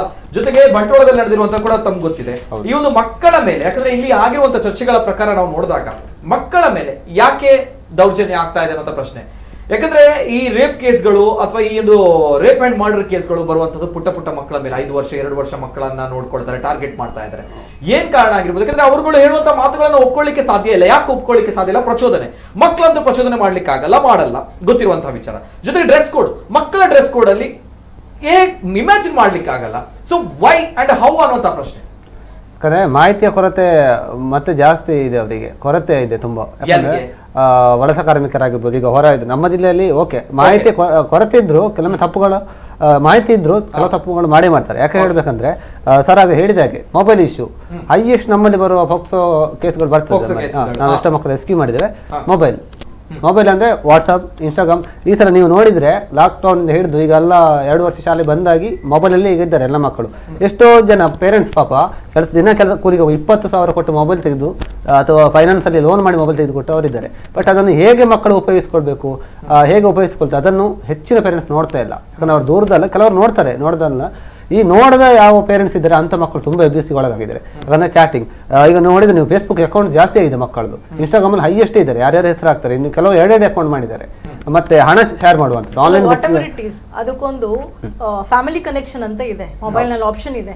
ಅದರಲ್ಲಿ ನಾನು ನನ್ನ ಮಗನ್ ಕನೆಕ್ಟ್ ಮಾಡ್ಕೊಂಡಿದ್ದೇನೆ. ಅವ್ನು ಏನ್ ಮಾಡ್ತಾನೆ, ಅವ್ನು ಏನ ನೋಡ್ತಾನೆ ಎಲ್ಲ ನಂಗೆ ರಿಪೋರ್ಟ್ ಬರುತ್ತೆ. ನಾನು ಅದನ್ನ ಅವ್ನಿಗೆ ಹೇಳ್ತೀನಿ, ನೀನ್ ಇವತ್ತು ಇದು ಆಟ ಆಡಿದ್ಯಾ ಅಂತ ಹೇಳಿದ್ರೆ ನಿಂಗೆ ಹೆಂಗ್ ಗೊತ್ತಾಯ್ತು? ಐ ಆಮ್ ಆಲ್ರೆಡಿ ಕನೆಕ್ಟೆಡ್ ಹೇಳಿದೆ, ಐ ಆಮ್ ಫುಲ್ಲಿ ನೀನ್ ಕನೆಕ್ಷನ್ ಇದೀನಿ. ಅವ್ನು ಗೊತ್ತು ಚೆನ್ನಾಗಿ. ಸೊ ಮಿಸ್ಟೇಕ್ಸ್ ಮಾಡಕ್ ಹೋಗಲ್ಲ ಅವಾಗ ಮಕ್ಕಳು. ಹಾಗೆ ಕನೆಕ್ಷನ್ ಮಾಡ್ಕೊಳ್ಳಿ ಎಲ್ಲ. ಇನ್ನೊಂದು ನಾವು ನೋಡಿದ ಪ್ರಕಾರ ಸರ್, ಎಬ್ಯೂಸ್ ತುಂಬಾ ಕಡೆ ಆಗಿರ್ತದೆ. ಆದ್ರೆ ಯಾವಾಗ ಅವರು ಹೇಳ್ತಾರಂದ್ರೆ ಚೈಲ್ಡ್ ಹೆಲ್ಪ್ ಲೈನ್ ಆಗ್ಲಿ, ಪಕ್ಕದವರಿಗೆ ಗೊತ್ತಾಯ್ತು ಒಂದು ಪಬ್ಲಿಸಿಟಿ ಎಲ್ಲ ಆಯ್ತು ಅಂತ ಹೇಳುವಾಗ ಮತ್ತೆ ಇಮಿಡಿಯೇಟ್ಲಿ ಹೇಳಿಬಿಡ್ತಾರೆ, ಹೇಳ್ತಾರೆ. ಅಲ್ಲಿ ತನಕ ಸುಮ್ಮನೆ ಇದು ಬಿಡ್ತಾರೆ. ಬರುವಂತ ಪ್ರಶ್ನೆ ಬರ್ತೇನೆ, ನಾನು ಮಾತಾಡ್ತೇನೆ ನಮ್ಮ ಜೊತೆ. ಇನ್ನೊಂದು ಕರೆ ಇದೆ. ಹಲೋ ಸರ್, ನಮಸ್ತೆ. ಸರ್ ನಮಸ್ತೆ, ಧ್ವನಿ ಕೇಳ್ತಾ ಇದೆಯಾ ಸರ್? ನಮಸ್ತೆ ಸರ್, ತಮ್ಮ ಹೆಸರು ಎಲ್ಲಿಂದ ಕರೆ ಮಾಡ್ತಾ ಇದ್ದೀರಾ? ನಮಸ್ತೆ, ಮಾತಾಡಿ ಸರ್. ఇది అవుతుంది ఇక మీరు పండుగ మీరు పుంజకుల బయట అంగి పడినవాగైತಿ. హలో పల్లె సార్, పల్లె కేనండి పాతేర్లే. అంగి పండుగ ఇಷ್ಟ పండుగ ముక్కలు ఈ కలర్ మీరు రిటర్న్ దగ్గర ಬಂದಿರಿ. ಈ ಕೊರೋನಾ ಬತ್ತಿವಾಗ ಈ ಪುಂಜ ನಕಲಿಗೆ ಫಸ್ಟ್ ಗೊತ್ತಾಯ್ನಿಗೆ. ಓಕೆ ಐಕೆ ಪುಂಜ ನಕಲಿ ಅರ್ಧ ಅಂಗಿ ಬಾರ್ದು ಇಂಡಕ್ಷನ್ ಬರ್ರೆ ಜಾಗ ಬಿಟ್ಬಾರ್ದು ಕೊಟ್ಟೇನೆ. దాదాపు పత్రం గుర్తా ఉంది జీరే ನಮ್ಮ కదా ఎంకెవరంటే పుంజోకులే ఆమె ఈ పుంజనాకులు ప్రతి పోనగల ఈ ನಮ್ಮ ಅಪದಕ ಒಂದು ಅರ್ಥ ಮಾಡಿದ್ರಿ. ಈ ಕಾಸ್ತು ನಾకులు ಪಾಲನೆಯమంಡ ಅರ್ಥನೇ అయితే ಅರ್ಥ ಮಾತ್ರನೇ 5 ಪರಿಸರ ಮಾಡ್ಬಾರ್ದು. ಮೊಬೈಲ್ ಸರಿ ಫಸ್ಟ್ ಮೊಬೈಲ್ ನೆಟ್ವರ್ಕ್ ಖತಮ್ ಅಂತಂದ ಈ ನನಗ ಈ ಆಂಜನಾಕ್ಲಾರ ಪುಂಜನಾಕ್ಲ ಸರಿ ಆಗ್ತೇವೆ. ಓಕೆ ಓಕೆ ಓಕೆ, ಸರಿ ಸರಿ ಸರಿ. Yes sir, yes sir. ಕೂಡ ಇನ್ನೊಂದು ಕರೆ ಇದೆ. ಹಲೋ ಸರ್, ನಮಸ್ತೆ. ಸರ್ ನಮಸ್ತೆ, ಧ್ವನಿ ಕೇಳ್ತಾ ಇದೆಯಾ ಮೇಡಮ್? ನಮಸ್ತೆ. ನಮಸ್ತೆ ಸರ್, ನಾನ್ ಜನಕಲ. ನಮಸ್ತೆ ನಮಸ್ತೆ ಮೇಡಮ್. ಪಾತೆರ್ಲೆ 5 ಜನಕಲ, ನಾನ್ ಜನಕತ 5 ಜನಕಲ. ನಮಸ್ಕಾರ. ಪಾತೆರ್ಲೆ ಮೇಡಮ್. ಮುರಣಿದ ಬಾಲೆ ಉಂಟದೆ ನಿಜವಾದ ಎಂಕಲ್ಲ ನಿರಾಕಾರ ಎಂದೇ ಬಂದೋಲೆ ಅಂಚಿನ ಬಾಲೆ ಊರು ಹೋವೆ ಆವಾಡು ಬಾಲೆ ನಮ್ಮನೆತೆ ಆಂಡ ಎಂಚಿನ ಗೊತ್ತನೆ ನಮ್ಮ ದಕ್ಷಿಣ ಕನ್ನಡ ಜಿಲ್ಲೆಡು ಯಾಮ್ ಪನ್ಪುನ ಎಂಚಿನ ಗೊತ್ತನೆ ಒಲ್ತಾಕಲು ಬರ್ತದೆ ಬಾಡಿಗೆಗ್ಲ ಕೊರ್ಪುನ ಅಂಚೆನೆ ಅಗಲೇನು ಬಾಡಿಗೆಗೆ ಕೊರ್ನಗಲ ಏರ್ಲಕ್ಕಲ್ಲ ಪ್ರೂಫ್ಗೆ ಏನಂದೇನೆ ಕೊಡ್ತೇರು. ವಾ ಊರ್ ಬಗ್ಗೆ ಬರ್ತೇರು. ಯಾ ನಿಜವಾದ ಪನ್ಪಿನಿ ಬಾಡಿಗೆಗೆ ಕೊರ್ಪುನಕಲ್ಲ ಅಕ್ಲ ಪ್ರೂಫ್ ಜಲ್ಲೆ ಕೊರ್ರೆ ಬಲ್ಲಿ ಅಕ್ಲ ಮಿತ್ತಲ ಕಾನೂನು ದೇತ ನೋಡು ಬಾಡಿಗೆ ಕೊರ್ಪುನಕ್ ಪಕ್ಕ ಎಂಚಿನ ಗೊತ್ತನೆ ಮೂಲಿ ಎಂಚಿನ ಆತನ ಗೊತ್ತನೆ ವಾ ಬಿಲ್ಡಿಂಗ್ ಹಾಕೊಂಡಲ್ಲ ಜಾರ್ಖಂಡ್ ದಾಯಲ್ಲ ಉತ್ತರ ಪ್ರದೇಶ ದಾಯಲ್ಲ ಅಂಚಿದಕ್ಕಲೇ ಅವಡು ಅಕ್ಕಲ್ನ ಬಾಯಿದು ಚಪ ಚಪ ಮಲ್ತೊಂದಿದ್ದೆ ಮೋನೆಡು ಹಸೆಜ್ಜ ಅಕ್ಕಲ್ನ ಈತ ಬಾಲಿನ ಬಲತ್ಕಾರ ಮಲ್ತಿನ ಅಂಚಿನ ಅಕ್ಕಲ್ನ ಮೋನೆಡು ಬಸೆನೆ ಇಚ್ಚಿ ಅಕ್ಲೇನ್ ಕೂಲೆಗೆ ಬಾಂಗ್ಲದ ಅಕ್ಕಲ ಅದಪ್ಪು ಅಂತ ಅದಪ್ಪು ನಮ್ಮ ದಕ್ಷಿಣ ಕನ್ನಡ ಜಿಲ್ಲೆ ಈ ಮಿತ್ತದ ಅಕ್ಕಲ್ನ ಲೆಕ್ಕ ಇಜ್ಜ ಅಕ್ಕಲ್ನ ಮೋನೆಡು ಕಟುಕೇರು ಎಂಚಿನ ಗೊತ್ತಂಡೆ ಅಂಚಿನ ಅಕ್ಲೇನು ನಿಜವಾದ ಪಂಪೆ ಕಾನೂನು ಎಂಚಿನ ಗೊತ್ತಂಡೆ ಐಕ್ ಬಲವಾಯಿನ ಎದುರುಡು ವಕೀಲೆ ಏರಂದಲ್ಲ ಒಂಜಿ ಬರ್ತಿ ಬರಂದೆ ಕುಳ್ಳಿ ಜಾವು ನಾನು 6 ವರ್ಷ 7 ವರ್ಷ ವೈಪುನೆಕ್ ಅಂಚಿನ ಅಲ್ಪನೆ ಕೆರೋಡು ಅಪ್ಪ ಕುಡೋರಿಯಾಗ ಉಂಡದೆ ಭಯ ಆಪುನ ಐತ ಬಗ್ಗೆ ಎಂಕ್ಲೆ ಇಂಚ ಮಲ್ತಂಡೆ ಎಂಕ್ಲೆ ದೀಪು ಜೇರ್ ಬಂದು ಒಂದು ಕಾನೂನು 6 ವರ್ಷ ಹೋಗ್ಪುಣ 7 ವರ್ಷ ಹೋಗ್ಪುಣ ಅಪ್ಪಕ ಬಾಲದ ಇಲ್ಲದಕ್ಲೆ ಪಾಪ ಅವು ಮಾತಾಡ್ತು ಹೋಗ್ಪುಣ ಮಾತಾಡ್ತು ಹೋಗು ನಾನು ಪೆಟ್ಟು ತಿಂದೇರಂದು ಬಂಟೇರಾರು ಪೆಟ್ಟೇಂಚಿನ ಗೊತ್ತಂಡೆ ಪೆಟ್ಟವು 4 ದಿನ ಕೊನೈತೆ ಕೆರ್ನಾಯ 4 ದಿನ ಬೋತು ವಿದಯವ ತಾತೋಗ್ಬಿಟ್ಟು ರಾಜಾರೋಷ ತೀರ್ಪುಜೇನೆ ಜೈಲಿರ್ದು ಬಂತದ್ದು ನಮ್ಮ ಕಾನೂನು ಗಟ್ಟಿ ಓಕೆ ಸೊಲ್ಮೆಲು ಕುಡಂಜಿ ಕಾಲರ್ ಹಲೋ ಸರ್ ನಮಸ್ತೆ ಉಳಾಯಿ ಬೆಟ್ಟಿನಿಂದ ಸರ್ ನಮಸ್ತೆ ನಮಸ್ತೆ ಸರ್ ಇನ್ನೊಬ್ಬರ ಏನು ಹರಿಕೇಶ್ ಶೆಟ್ಟಿ ಉಳಾಯಿ ಪಂಚಾಯತ್ ಅಧ್ಯಕ್ಷರು ಪಾತ್ರರು ನಮಸ್ತೆ ಸರ್ ನಮಸ್ತೆ ಪಾತ್ರಲ್ಲ ಸರ್ ಒಂದು ಕೆಲಸ ಗೊತ್ತುಂಡೆ ಪಾತ್ರಲ್ಲ ಉಳಾಯಿ ಬೆಟ್ಟಿದ್ದಾರೆ ಪಾತ್ರಲ್ಲ ಸರ್ ಉಳಾಯಿ ಪಂಚಾಯತ್ ಅಧ್ಯಕ್ಷರು ಪಾತ್ರರು ಪಾತ್ರಲ್ಲ ಗೊತ್ತಾಗ ಸರ್ ಈ ಘಟನೆನು ತಿಳಿಸವೆ ದಯಮಾಡಿದ ನೆಕ್ಕೊಂಡದೆ ವಕೀಲನ ಕೂಡ ಸಪೋರ್ಟ್ ಮಾಡ್ತಾರೆ ಅಲ್ಲಿ ಒಂಜವು ರಡ್ನೆ ನಮ್ಮ ಮಾಧ್ಯಮಗಳು ಜಾಲತಾಣ ಪುರ ಉಳಾಯಿ ಬೆಟ್ಟು ಬರೋದುಂಟು ನಿಜವಾದ ಉಳಾಯಿ ಬೆಟ್ಟ ಆಗ್ತಾವು ಮಹಾನಗರ ಪಾಲಿಕೆ ಬರ್ತೀವಿ ನಾವು ಸರಿ ಮಹಾನಗರ ಪಾಲಿಕೆ ಬರ್ತೀವಿ ಸರ್ ಅಂಚ ಐದು ನಮ್ಮ ಉಳಾಯಿಬೆಟ್ಟು ಪಂಚಾಯತ್ ಬರ್ತೀನಿ ಇದ್ದವು ಉಳಾಯಿಬೆಟ್ಟು ಪಂಚಾಯತ್ ಬರಾರಿ ಬಣ್ಣ ತಿರುವೈಲು ವಾರ್ಡ್ ಬರ್ತೀನಿ ಬೊಕ್ಕ ಈ ಘಟನೆನು ಎಂಕುಲು ಉಳಾಯಿಬೆಟ್ಟಗಳು ಫುಲ್ ಖಂಡಿತವ ಐದು ವಕೀಲರ್ನಗಳು ಏರ್ಲ ರೆಡಿ ಆರ ಬಲ್ಲಿ ದಯ ಪಂಡ ಒಂಜಿ ಬಣ್ಣನ ಮಿತ್ತ ಅತ್ಯಾಚಾರ ಹಾಕಿನಿ ಎಂಕುಲು ಪೂರ್ಣ ಪ್ರಮಾಣ ಖಂಡಿತವ ಸರಿ ಎಸ್ ಸರ್ ಉಳಾಯಿಬೆಟ್ಟು ಪಂಚಾಯತ್ ಅಧ್ಯಕ್ಷರನ್ನ ಪಾತ್ರ ಒಂದು ಎಸ್ ಪ್ರತಿಮಾ ಮೇಡಮ್ ತಾವು ಆ ಜಾಗಕ್ಕೆ ಹೋಗಿದ್ದೀರಾ ಆ ಫೀಲ್ಡ್ಗೆ ವಿಸಿಟ್ ಮಾಡಿದ್ದೀರಾ ಇಲ್ಲ ಆಕ್ಚುಲಿ ನಾನು ಊರಲ್ಲಿ ಇರಲಿಲ್ಲ ಇವತ್ತಷ್ಟೇ ಬಂದಿದ್ದೆ ಬಟ್ ನಾನು ತುಂಬಾ ವಿಡಿಯೋಗಳನ್ನು ಅದೆಲ್ಲ ನೋಡಿದ್ದೇನೆ ಮತ್ತೆ ಇವತ್ತು ಥ್ರೂ ಔಟ್ ದ ಡೇ ನಾನು ಮೀಡಿಯಾ ಪ್ರೆಸ್ ಅಂತ ಹೇಳಿ ಅದರ ಬ್ಯುಸಿಯಲ್ಲಿದ್ದೆ ಬಟ್ ಶೋಲಿ ನಾಳೆ ಹೋಗಿ ನಾನು ವಿಸಿಟ್ ಮಾಡ್ತೇನೆ ಆ್ಯಂಡ್ ನಾನು ಖಂಡಿತವಾಗಿ ಈ ಫ್ಯಾಮಿಲಿ ಒಟ್ಟಿಗೆ ಸ್ಟ್ಯಾಂಡ್ ಮಾಡ್ತೇನೆ ಆದಷ್ಟು ಫೈನಾನ್ಷಿಯಲಿ ಏನು ಆ ಫ್ಯಾಮಿಲಿಗೆ ಬೇಕು I will support the family ಈ ಮೀಡಿಯಾ ಮುಖಾಂತರ ನಾನು ಹೇಳ್ತಾ ಇದ್ದೇನೆ and I stand with my words sir ಬಹುಶಃ ಈ ಸಂದರ್ಭ ನಾವುಗಳು ಗಮನಿಸಬೇಕಾಗಿರುವಂತಹ ವಿಚಾರ ಈ ಕೆಲಸದ ಮಾಲೀಕರಿಗೆ ಯಾಕಂದ್ರೆ ಈ ತಿರುವಲ್ ಗ್ರಾಮದ ರಾಜ್ ಟೈಲ್ಸ್ ಕಾರ್ಖಾನೆಯಲ್ಲಿ ತಿರುವಲ್ ಗ್ರಾಮದ ರಾಜ್ ಟೈಲ್ಸ್ ಕಾರ್ಖಾನೆಯಲ್ಲಿ ಆಗಿರುವಂತಹ ದುರ್ಘಟನೆ ಹಾಗಾಗಿ ಆ ಮಾಲೀಕರ ಕಥೆ ಏನು ಅವರು ಯಾವ ಆಧಾರದ ಮೇಲೆ ಇವರುಗಳನ್ನ ನೇಮಕ ಮಾಡಿಕೊಂಡಿದ್ದಾರೆ ಇದೆಲ್ಲ ಬೆಳಕಿಗೆ ಬರಲ್ವಾ ಖಂಡಿತ ಬರ್ತದೆ ಯಾಕಂದ್ರೆ ತನಿಖೆ ಮೇಲೆ ಪೊಲೀಸವರ ತನಿಖೆ ಮೇಲೆ ಡಿಪೆಂಡ್ ಆಗಿರುವಂತದ್ದು ಅವ್ರು ಹೇಗೆ ಬಟ್ ನಾವು ತನಿಖೆ ಮಾಡ್ಲಿಕ್ಕೆ ಅವಕಾಶ ಕೊಡ್ಬೇಕು ಸರ್ ಯಾಕಂದ್ರೆ ಕೇಸ್ ಯಾವ್ದು ಕೇಸ್ ಆಗಲಿ ಬಟ್ ಅವ್ರಿಗೆ ತನಿಖೆ ಅಂತ ನಾವು ಟೈಮ್ ಕೊಟ್ರೆ ನಿಧಾನವಾಗಿ ಫೈಂಡ್ ಔಟ್ ಮಾಡ್ಲಿಕ್ಕೆ ಆಕ್ಚುಲಿ ಕಾರ್ಮಿಕ ಇಲಾಖೆ ಸಹ ರೋಲ್ ಬರ್ತದೆ ಕಟ್ಟಡ ಕಾರ್ಮಿಕರು ಅಂತ ಹೇಳುವಾಗ ಅವ್ರ ಸ್ಕೀಮ್ಗಳಿದೆ ಸರ್ ಕೆಲವೊಂದು ಸ್ಕೀಮ್ಗಳಿದೆ ಕಟ್ಟಡ ಕಾರ್ಮಿಕರು ಏನ್ ಮಾಡ್ತಾರೆ ಅವರುಗಳು ಅದೇ ಎಸ್ ಸರ್ ಧರ್ಮೇಂದ್ರ ಅವ್ರು ಗೊತ್ತಿರಬಹುದು ಬಹುಶಃ ಕಾರ್ಮಿಕರ ಇಲಾಖೆಯ ಬಗ್ಗೆ ಎಸ್ ಸರ್ ಏನ್ ಹೇಳ್ತಾರೆ ಈ ಒಂದು ಪ್ರಕರಣ ಯಾಕಂದ್ರೆ ಅವ್ರಗಳಿಗೆ ಇದರಲ್ಲಿ ಬಿದ್ದೋಗಿಲ್ಲ ಒಂದು ಮಾನವ ಹಕ್ಕುಗಳು ಎಸ್ ನಾನು ಕೇಳ್ತಾ ಇರುವಂತದ್ದು ಇಲ್ಲಿ ಏನು ಗೊತ್ತ ಮಕ್ಕಳ ರಕ್ಷಣೆ ಮಾಡುವಂತವರು ಇಲ್ಲಿ ನಾನು ಅವಾಗ ಹೇಳಬೇಕಂತಿದ್ದೆ ಕೇವಲ ಅತ್ಯಾಚಾರ ಮಾತ್ರ ಅಂತಲ್ಲ ಅನೇಕ ಮಕ್ಕಳುಗಳು ಕಿಡ್ನಾಪ್ ಆಗ್ತಾ ಇದ್ದಾರೆ ಅನೇಕ ಮಿಸ್ಸಿಂಗ್ ಕೇಸ್ಗಳಿದೆ ಹೆಣ್ಣುಮಕ್ಕಳು ವಿಶೇಷವಾಗಿ ಹೆಣ್ಣುಮಕ್ಕಳು ಈ ತನಿಖೆಗಳು ಎಲ್ಲಿಗೆ ತಲುಪುತ್ತೆ ಅಂತ ಹೇಳಿದ್ರೆ ಅದರ ಉತ್ತರಗಳನ್ನು ಹುಡುಕ್ಲಿಕ್ಕೆ ಸಾಧ್ಯ ಇಲ್ಲ ಏನು ಇಲಾಖೆಯ ಮೇಲೆ ಕೇವಲ ಪೊಲೀಸ್ ಇಲಾಖೆಯ ಮೇಲೆ ಮಾತ್ರ ನಾವು ನಂಬಿಕೊಂಡು ಕೂತ್ಕೊಂಡಿದ್ರೆ ಖಂಡಿತವಾಗಿ ಸಹ ನ್ಯಾಯ ಸಿಗ್ಲಿಕ್ಕೆ ಸಾಧ್ಯತೆ ಇಲ್ಲ ಯಾಕೆಂದ್ರೆ ಅವ್ರು ಎಷ್ಟಂತ ಯಾವುದಂತ ಮಾಡ್ಯಾರು ಈಗ ನಾನೇನು ಪೊಲೀಸ್ ಇಲಾಖೆ ಪರವಾಗಿ ಮಾತಾಡ್ತೇನೆ ಅಂತಲ್ಲ ಆದ್ರೆ ನ್ಯಾಯ ಅಂತ ನೋಡ್ಬೇಕಲ್ಲ ಯಾವುದನ್ನು ನೋಡ್ಕೊಂಡು ಬರ್ತಾರೆ ಇದೊಂದು ಕೂಡ ಪ್ರಶ್ನೆ ಆಗಿರುತ್ತೆ ಇದರೊಳಗೆ ಕಾರ್ಮಿಕ ಇಲಾಖೆಯ ಜವಾಬ್ದಾರಿ ಮಹತ್ತರವಾಗಿರುತ್ತೆ ಈಗ ನೋಡಿ ನಾನು ಒಂದು ಬಿಲ್ಡರ್ ಆದ್ರೆ ನನ್ನ ಕೈ ಕೆಳಗಡೆ ಇರುವಂತ ಕೆಲಸಗಾರರು ಈಗ ನಮ್ಮ ಇನ್ನೊಂದು ಇಂಡಸ್ಟ್ರಿ ಇದೆ ಫ್ಯಾಕ್ಟ್ರಿ ಇದೆ ಅಲ್ಲಿ 10 ರಿಂದ 15 ಜನ ಬೇರೆ ಬೇರೆ ರಾಜ್ಯದ ಅಂದ್ರೆ ಜಾರ್ಖಂಡ್ ಉತ್ತರ ಜಿಲ್ಲೆ ಅವರ ಟೋಟಲಿ ಡೀಟೇಲ್ಗಳನ್ನು ನಾವು ಕಲೆಕ್ಟ್ ಮಾಡ್ತೀವಿ 100% ಮಾಡ್ತೀವಿ ನನ್ನ ಜೊತೆಯಲ್ಲಿ ಕೆಲಸ ಮಾಡಿದವ್ರದ್ದು ನಾನು ಡೀಟೇಲ್ ಕಲೆಕ್ಟ್ ಮಾಡ್ತೇನೆ ಯಾಕೆಂದ್ರೆ ನನ್ನ ಬಿಲ್ಡಿಂಗ್ ಇದ್ರು ಕೂಡ ನಾನು ಕಲೆಕ್ಟ್ ಮಾಡ್ಕೋತೇನೆ ನಮ್ಮ ಇಂಡಸ್ಟ್ರಿಯಲ್ಲಿ ಇರುವವ್ರದ್ದು ಕೂಡ ನಾನು ಕಲೆಕ್ಟ್ ಮಾಡ್ಕೋತೇನೆ ಯಾಕಂದ್ರೆ ನಾಳೆ ಇಂಥ ಸಮಸ್ಯೆಗಳು ಬಂದಾಗ ನಾನು ಆಗ ನಿಮ್ಗೆ ಹೇಳಿದ್ದೇನೆ, ಹೈಯೆಸ್ಟ್ ಜನರು ಬಂದ ಕೂಡಲೇ ಏನು ಹೇಳ್ತಾರೆ, ನಾನು ಜಾರ್ಖಂಡ್, ನಾನು ವೆಸ್ಟ್ ಬಂಗಾಳ ಅಂತ. ನಿಜಕ್ಕೂ ಅವ್ರು ಆಗಿರಲ್ಲ. ಯಾಕೆಂದ್ರೆ ಹೆಸರುಗಳು ಮೊಹಮ್ಮದ್, ಇಸ್ಮಾಯಿಲ್, ಶರೀಫ್, ಗೀರಪ್ ಎಲ್ಲ ಇರುತ್ತೆ. ಆದ್ರೆ ಅದು ಎಲ್ಲವನ್ನು ತಗೊಂಡಾಗ ಅವ್ರು ಇಲ್ಲಿ ಬಂದ ಕೂಡಲೇ ಹೆಸರು ಬದಲಾಗುತ್ತೆ. ಅವ್ರದ್ದು ಅವರ ಆಧಾರ್ ಕಾರ್ಡ್ ಅನ್ನ ನೀವು ವೋಟರ್ ಐ ಡಿ ಅನ್ನ ತಗೊಂಡ್ರೆ ನನಗೂ ಸಿಕ್ಕಿದೆ ಅದು. ಇಲ್ಲಿ ಬಂದ್ರೆ ಕೂಡಲೇ ಅವ್ ಮನೋಜ್ ಆಗಿರ್ತಾನೆ, ಇಲ್ಲಿ ಬಂದ ಕೂಡಲೇ ಕಿಶೋರ್ ಆಗಿರ್ತಾನೆ. ನಾವೇನ್ ಮಾಡ್ತೇವೆ, ಕಿಶೋರ್ ಮನೋಜ್ ಆದ ಕೂಡಲೇ ಎಲ್ಲೋ ಆಗಿರ್ಬಹುದಪ್ಪ, ಬಿಹಾರದವರ, ಉತ್ತರಾಖಂಡ ಎಲ್ಲೋ ಹಿಂದೂಗಳು ಇದ್ದಾರೆ ಅಂತ ಹೇಳ್ಬಿಟ್ಟು ನಾವು ಒಪ್ಕೊಳ್ತೇವೆ. ಆದ್ರೆ ನಿಜವಾಗಿ ಅದಲ್ಲ. ಆಧಾರ್ ಕಾರ್ಡ್ ಕೊಡಪ್ಪ, ನೀನ್ ಕೆಲಸ ಬೇಕು ಆಧಾರ್ ಕಾರ್ಡ್ ಕೊಡು, ವೋಟರ್ ಐ ಡಿ ಕೊಡು ಅಂತ ಹೇಳಿದ ಕೂಡಲೇ ಅವನು ಎಲ್ಲದಕ್ಕಿಂತ ಬ್ಯಾಂಕ್ ಡೀಟೇಲ್ ನಾನೇನ್ ಮಾಡಿದ್ದೇನೆ ಅಂದ್ರೆ, ಒಂದು ಫಸ್ಟ್ ವಾರದಲ್ಲಿ ಬ್ಯಾಂಕ್ ಟ್ರಾನ್ಸ್ಫರ್ ಮಾಡ್ತೇನೆ. ದುಡ್ಡು ಪೇಮೆಂಟ್ ಆದ ಕೂಡಲೇ ಫಸ್ಟ್ ವೀಕ್ ನೀನು ಬ್ಯಾಂಕ್ ಅಕೌಂಟ್ ಕೊಡು. ಯಾರ ಹತ್ರ ಸಹ ಬ್ಯಾಂಕ್ ಅಕೌಂಟ್ ಇಲ್ಲದೆ ಇರಕ್ಕಿಲ್ಲ. ನೀವು ಬ್ಯಾಂಕ್ ಅಕೌಂಟ್ ಬಂದ ಕೂಡಲೇ ಅಲ್ಲಿ ಬೇರೆನೇ ಇರುತ್ತೆ. ನನ್ಗೆ ಹಂಗೆ ಆಗಿದೆ. ಅದು ಯೂಸುಫ್ ಅಂತ ಇದ್ದವ ಇಲ್ಲಿಗೆ ಬೇರೆ ಹೆಸರಲ್ಲಿ ಬಂದಿದ್ದ. ಒಂದು ಸ್ಯಾಟರ್ಡೆ ಪೇಮೆಂಟ್ ಮಾಡ್ಬೇಕಾಗಿ ಅವ್ರು ಯಾವುದಕ್ಕೂ ತಯಾರಿರಲ್ಲ ಕೊಡಕ್ಕೆ. ಇಂಥ ವ್ಯವಸ್ಥೆಗಳನ್ನು ನಾವು ತರಬೇಕು. ಮತ್ತೆ ಇನ್ನೊಂದು, ಇದು ನನ್ನ ಕಡೆಯಿಂದ ಕೂಡ ಒಂದು ತಪ್ಪಾಗಿದೆ. ನಾನು ಅದನ್ನು ಅವರ ಎಲ್ಲಾ ಡೀಟೇಲ್ಗಳನ್ನು ಪೊಲೀಸ್ ಇಲಾಖೆಗೆ ಕೊಡಬೇಕು. ನಾನು ಬಾಡಿಗೆ ಕೊಡೋದಿದ್ರೆ ಮನೆ, ನನ್ನ ಟೆನೆಂಟ್ ಆಗಿ ಯಾರು ಬರ್ತಾರೆ ಅವರ ಎಲ್ಲ ಡೀಟೇಲ್ಗಳನ್ನು ಇಲಾಖೆ ಕೊಡ್ಬೇಕಂತ ನಿಯಮ ಇದೆ. ನಾನು ಅದೇ ರೀತಿಯಲ್ಲಿ ನನ್ನ ಕಡೆಯಲ್ಲಿ ಕೆಲಸ ಮಾಡುವವರ ಡೀಟೇಲ್ಗಳನ್ನು ಇಲಾಖೆಗೆ ಕೊಡಬೇಕು. ನಾನು ಅದನ್ನು ಕೊಡುವ ಪ್ರಯತ್ನ ಮಾಡ್ತೇನೆ. ಯಾಕೆಂದ್ರೆ ಇಂಥ ಘಟನೆಗಳಾದಾಗ ನಮಗೆಲ್ಲ ಒಂದು ಕಡೆಯಲ್ಲಿ ನಮ್ಮ ಜವಾಬ್ದಾರಿಯಿಂದ ನಾವು ವಿಮುಖರಾಗಿದ್ದೇವೆ ಎಂಬುದು ಒಂದು ಸಣ್ಣ ಪಾಪ ಪ್ರಜ್ಞೆ ಕೂಡ ನಮ್ಮಲ್ಲಿ ಬರುತ್ತೆ.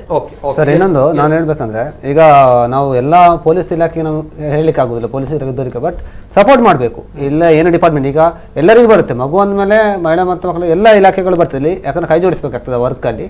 ನಾವು ಏನು ಮಾಡ್ತೇವೆ, ಹೆಚ್ಚಾಗಿ ಕೆಲವು ಇದರಲ್ಲಿ ಪೊಲೀಸರು ಮಾಡಿಬಿಡ್ತಾರೆ ಅವರೇ, ಆದರೆ ಮಾಡ್ತಾರೆ ಅವರು, ಬಟ್ ಸಪೋರ್ಟ್ ಇದ್ರೆ ಮಾತ್ರ. ಈಗ ಎಲ್ಲ ಡಿಪಾರ್ಟ್ಮೆಂಟ್ ಸಪೋರ್ಟ್ ಇದ್ರೆ ಅವರಿಗೆ ಒಂದು ಧೈರ್ಯ ಬರ್ತದೆ. ಎಲ್ಲರ ಜೊತೆಗಿದ್ದಾರೆ, ಮಕ್ಕಳಿಗೆ ಸಂಬಂಧಪಟ್ಟ ಮಹಿಳೆ ಇದ್ದಾರೆ, ಕಾರ್ಮಿಕರಿಗೆ ಸಂಬಂಧ ಕಾರ್ಮಿಕ ಇಲಾಖೆ ಇದ್ದಾರೆ. ಸೊ ಇದೆಲ್ಲ ಒಟ್ಟಿಗೆ ಕೈ ಜೋಡಿಸಿದ್ರೆ ಪಕ್ಕ ಒಂದು ಒಳ್ಳೆ ರೀತಿಯಲ್ಲಿ ತನಿಖೆ ಮಾಡ್ಲಿಕ್ಕೆ ಆಗ್ತದೆ, ಕೇಸ್ ಮಾಡ್ಲಿಕ್ಕೆ ಒಂದು ಈಸಿ ಆಗ್ತದೆ. ಈಗ ನಾವೇನಂದ್ರೆ, ಈ ಒಂದು ಇಶ್ಯೂ ನಡೆದ ಮೇಲೆ ನಾನು ಏನಂದ್ರೆ ಒಂದು ಸರ್ಕ್ಯುಲರ್ ಮಾಡಿಸುವಂತ, ಏನಂದ್ರೆ ಪ್ರತಿಯೊಂದು ಕಟ್ಟಡ ಕಾರ್ಮಿಕರು ಒಂದು ಎವರೆನ್ಸ್ ಕೊಡುವಂಥದ್ದು. ಅದು ಚೈಲ್ಡ್ ಲೈನ್ ವತಿಯಿಂದ ಜಿಲ್ಲಾ ಮಕ್ಕಳ ರಕ್ಷಣಾ ಘಟಕ ನಾವೆಲ್ಲ ಕೈ ಜೋಡಿಸಿ ವರ್ಕ್ ಮಾಡೋದು ಒಟ್ಟಿಗೆ.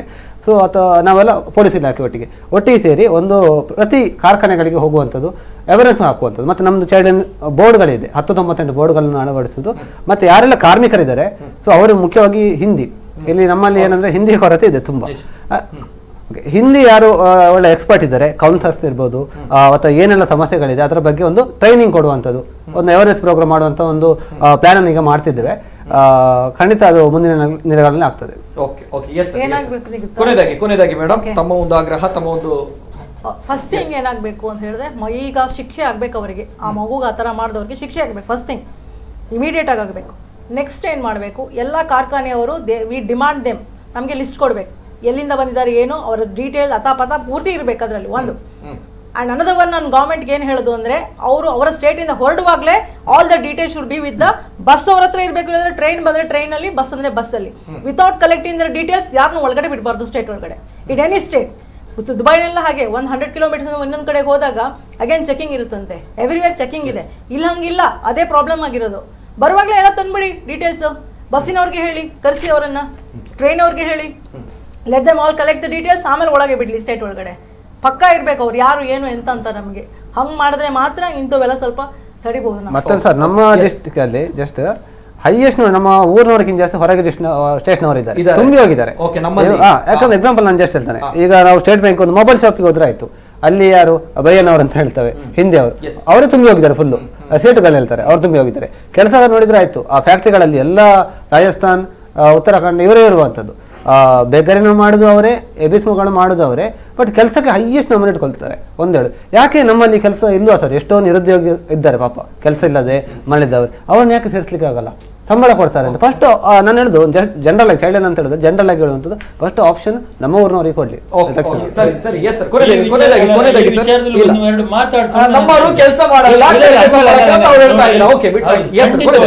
ನಾನು ಇದು ವಿಚಾರದ ಬಗ್ಗೆ ಸರ್ಕಾರಕ್ಕೆ ತಮ್ಮ ಒಂದು ಆಗ್ರಹ, ತಮ್ಮ ಒಂದು ವಿನಂತಿ. ಇಲ್ಲಿ ಏನಾಗಿದೆ ಅಂದ್ರೆ, ನೀವು ಹೇಳಿದಾಗೇನೆ ನಾನು ಆ ವಿಚಾರವನ್ನು ಒಪ್ಕೊಳ್ತೇನೆ. ನಮ್ಮಲ್ಲಿ ಏನಾಗಬೇಕಿತ್ತು, ಇಲ್ಲಿ ಕೆಲಸಗಾರರನ್ನ ನಮಗೆ ಅನಿವಾರ್ಯ ಕಾರಣದಿಂದಾಗಿ ಇಟ್ಕೊಳ್ಳುವಂತ ಪರಿಸ್ಥಿತಿ ಇದೆ. ಯಾಕಂದ್ರೆ ಇಲ್ಲಿ ಕೆಲಸಗಾರರು ಆ ತರದ ಕೆಲಸ ಮಾಡೋರು ಇರೋದಿಲ್ಲ, ಕೆಲಸ ಮಾಡೋದು ಕೂಡ ಇಲ್ಲ. ಈ ಪರಿಸ್ಥಿತಿಯಲ್ಲಿ ಬಂದಾಗ ಇಲ್ಲಿ ಯಾರು ಸಿಗ್ತಾರೆ ಅವ್ರನ್ನ ಇಟ್ಟುಕೊಳ್ಳುವಂತ ಪ್ರಯತ್ನ ಆಗ್ತಾ ಇದೆ. ಇವನ್ ನಾನು ಕೂಡ ಅದನ್ನೇ ಹೇಳ್ತಾ ಇರೋದು, ನನ್ನಲ್ಲಿ ಜನದ ಕೊರತೆ ಬಂದಾಗ ಯಾರು ಸಿಗ್ತಾರೆ ನಾನು ಅವರನ್ನು ಇಟ್ಕೊಳ್ತೇನೆ. ಆದ್ರೆ ನಾವು ಈಗ ಇವ್ರು ಒಂದು ಮಾತದ ಆ ಅವೇರ್ನೆಸ್ ಬರಬೇಕು, ಹೇಗೆ ಏನು ಯಾಕೆ ಎಂಬುದು ಪ್ರತಿಯೊಂದು ಡಿಟೇಲ್ಗಳನ್ನು ಕಲೆಕ್ಟ್ ಮಾಡ್ಕೊಳ್ಬೇಕು. ಇಂಥ ಘಟನೆಗಳಿಗೆ ಉದಾಹರಣೆ ನನ್ನ ಕಾರ್ಮಿಕರು ಅಂತ ಘಟನೆಗಳಿಗೆ ಪ್ರೇರಣೆ ಆಗಿದ್ರೆ ನಾನು ಯಾವುದನ್ನು ಕೊಡದೇ ಇದ್ರೆ ನಾನು ಕೂಡ ಶಿಕ್ಷಕರು, ಯಾಕಂದ್ರೆ ನಾನು ಕೂಡ ಅಂತವ್ರನ್ನ ಇಟ್ಟುಕೊಂಡಿರೋದ್ರಿಂದ ಆ ಮಗುವಿಗೆ ಅಂತ ಘಟನೆಗಳಾದ್ರೆ ಆ ಮಗುವಿನ ಅಥವಾ ಯಾವುದೇ ಒಂದು ಘಟನೆ ಆಗಲಿ ಅದಕ್ಕೆ ಈಗ ಟೈಲ್ ಅವರು ರಾಜ್ ಟೈಲ್ ಅವರ ಮಾಲೀಕರು ಕೂಡ ಅದಕ್ಕೆ ಹೊಣೆ ಆಗಿರ್ತಾರೆ ಎಂಬುದನ್ನು ಒಂದು ಬಂದ ಕೂಡಲೇ ನಾನು ಜಾಗೃತಿ ವಹಿಸ್ತೇನೆ, ಅಂದ್ರೆ ಮಾಲೀಕ ಜಾಗೃತಿ ವಹಿಸ್ತಾನೆ. ಈಗ ನಾನು ಹೇಳಿದಲ್ಲ, ನನ್ನ ಕಡೆಯಿಂದ ಒಂದು ಸಣ್ಣ ತಪ್ಪಾಗಿದೆ, ಏನು ನಾನು ಆ ಡೀಟೇಲ್ಗಳನ್ನು ಇಲಾಖೆಗೆ ಕೊಟ್ಟಿಲ್ಲ. ಇಲಾಖೆಗೆ ಕೊಟ್ಟ ಕೂಡಲೇ ಏನಾಗುತ್ತೆ, ಎಲ್ಲಾ ದಾಖಲೆಗಳನ್ನು ಕಲೆಕ್ಟ್ ಮಾಡಿದ ಕೂಡಲೇ ಅವನಿಗೆ ಹೆದರಿಕೆ ಭಯ ಇರುತ್ತೆ, ಹೌದಲ್ವಾ? ಆದ್ರಿಂದ ನಾನು ನಮ್ಮ ಇಂಜಿನಿಯರ್ ಅಸೋಸಿಯೇಷನ್ ಇರ್ಬೋದು ಅಥವಾ ಬಿಲ್ಡರ್ಸ್ ಅಸೋಸಿಯೇಷನ್ ಇರ್ಬೋದು, ಕಾಂಟ್ರಾಕ್ಟರ್ ಅಸೋಸಿಯೇಷನ್ ಇರ್ಬೋದು, ತುಂಬಾ ಅಸೋಸಿಯೇಷನ್ ಇದೆ. ನಾನು ವೈಯಕ್ತಿಕವಾಗಿ ಅಲ್ಲಿ ಮಾತಾಡ್ತೇನೆ, ಇಂಥದ್ದು ಆಗದಾಗಿ ನೀವು ಅದನ್ನು ಕಲೆಕ್ಟ್ ಮಾಡ್ಕೊಳ್ಳಿ. ನನ್ನೊಂದು ಕಿಂಚಿತ್ತು, ನಾನು ಬೇರೆ ಏನು ಮಾಡ್ತೇನೆ ನನಗೆ ಆಗ್ಲಿಕ್ಕಿಲ್ಲ, ಆದಿದ್ರು ಇದನ್ನು ಮಾಡಬಹುದು ಎಂಬುದು ನಾನು ಹೇಳಲಿಕ್ಕೆ ಇಷ್ಟ.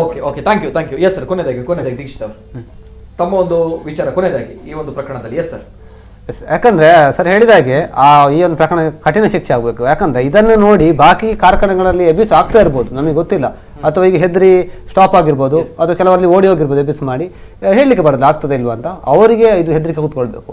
ಹಾಗಿದ್ರೆ ಮಾತ್ರ ಒಂದು ಕಂಟ್ರೋಲ್ ಆಗ್ತದೆ. Yes sir, thank you. ಕೊನೆಯದಾಗಿ ಮೇಡಮ್, ಪ್ರತಿಮಾ ಮೇಡಮ್, ಕೊನೆಯದಾಗಿ ನಾನು ಒಂದೇ ಹೇಳೋದು, ಈಗ ಸಿಚುವೇಶನ್ ತುಂಬಾ ಹೀಟಪ್ ಆಗಿದೆ. ಈ ಸಿಚುವೇಶನ್ ಅಲ್ಲೇ ಅವರನ್ನು ಎನ್ಕೌಂಟರ್ ಮಾಡಬೇಕು. ಎನ್ಕೌಂಟರ್ ಮಾಡಿದ್ರೆ ಖಂಡಿತವಾಗಿ ಪ್ರಕರಣಗಳು ಕಂಪ್ಲೀಟ್ಲಿ ಸ್ಟಾಪ್ ಆಗ್ತದೆ ಅಂತಲ್ಲ, ಬಟ್ ಎಷ್ಟೋ ಮಟ್ಟಿಗೆ ಅದು ಕಡಿಮೆ ಆಗ್ತದೆ.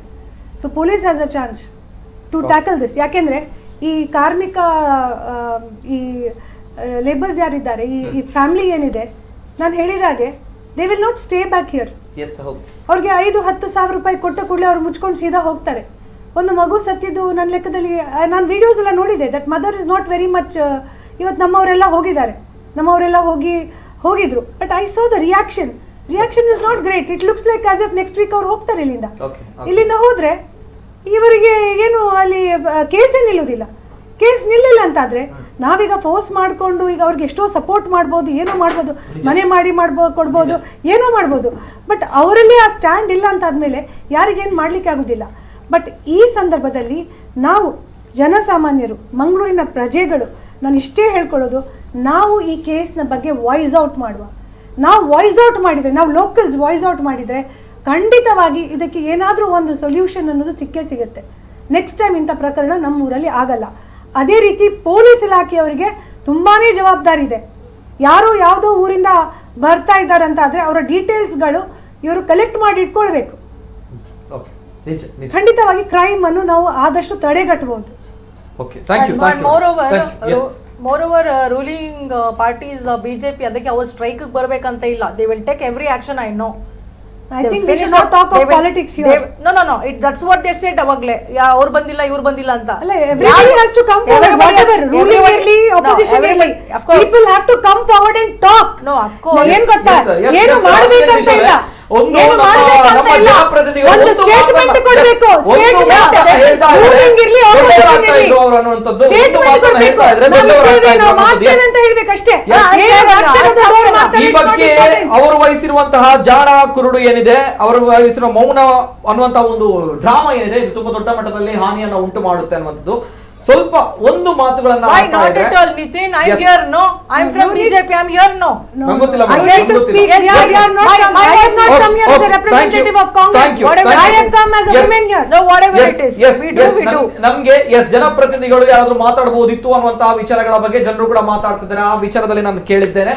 ಜೊತೆಗೆ ಈ ಎಲ್ಲಾ ವಿಚಾರಗಳ ಬಗ್ಗೆ ನಾವು ಮಾತಾಡಿದಾಗ ಪುಟ್ಟ ಮಕ್ಕಳು, ಬಾಲಕಿಯರು ಈ ಕಾಮಗಾರಿಗೆ ಬಲಿಯಾಗ್ತಾ ಇದ್ದಾರೆ, ಟಾರ್ಗೆಟ್ ಆಗ್ತಾ ಇದ್ದಾರೆ ಅಂತ ಬಂದಾಗ, ಈ ಡ್ರೆಸ್ ಕೋಡ್ಗಳು ಅಥವಾ ಪ್ರಚೋದನೆ ಇವುಗಳ ವಿಚಾರವಾಗಿ ನೋಡಿದಾಗ, ಈ ಕಾಮಗಾರಿ ಆಲ್ರೆಡಿ ಪ್ರೀ ಪ್ಲಾನ್ಡ್ ಆಗಿ ಈ ಒಂದು ಕೃತ್ಯ ನಡೆಸಬೇಕು ಅನ್ನುವಂತಹ ಕೆಟ್ಟ ನೀಚ ಮನಸ್ಥಿತಿಯುಳ್ಳಂತಹ ರಾಕ್ಷಸರು ಅನ್ನುವಂಥದ್ದು ಅಷ್ಟೇ ಸತ್ಯದ ವಿಚಾರ.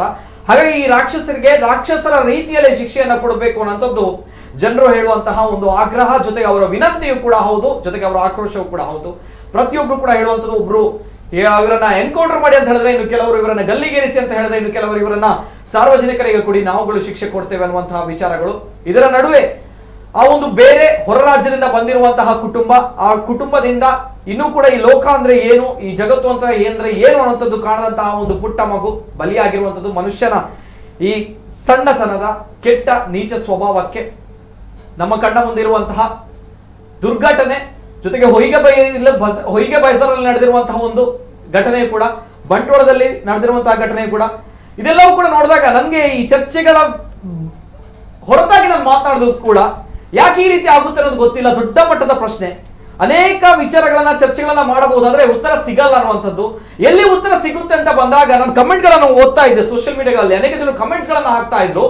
ಹೊರದೇಶದ ಕಾನೂನನ್ನ ತರಿ, ಹೊರದೇಶದಲ್ಲಿ ಅವರನ್ನ ಸಾಯಿಸ್ತಾರೆ, ಅವರನ್ನ ತಲೆನ ಕಟ್ ಮಾಡ್ತಾರೆ, ಅವರಿಗೆ ಕಠಿಣವಾಗಿರುವಂತಹ ಶಿಕ್ಷೆಯನ್ನ ಕೊಡ್ತಾರೆ, ಘೋರವಾಗಿರುವಂತಹ ಶಿಕ್ಷೆಯನ್ನ ಕೊಡ್ತಾರೆ.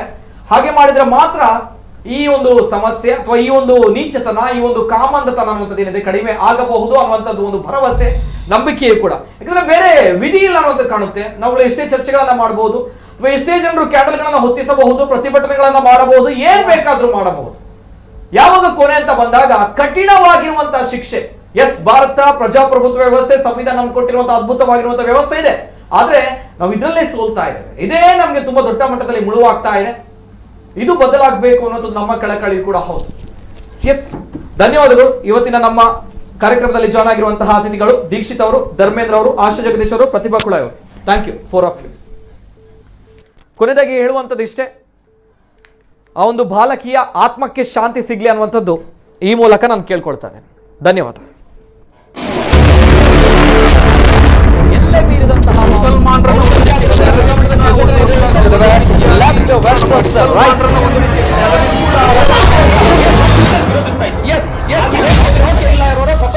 yes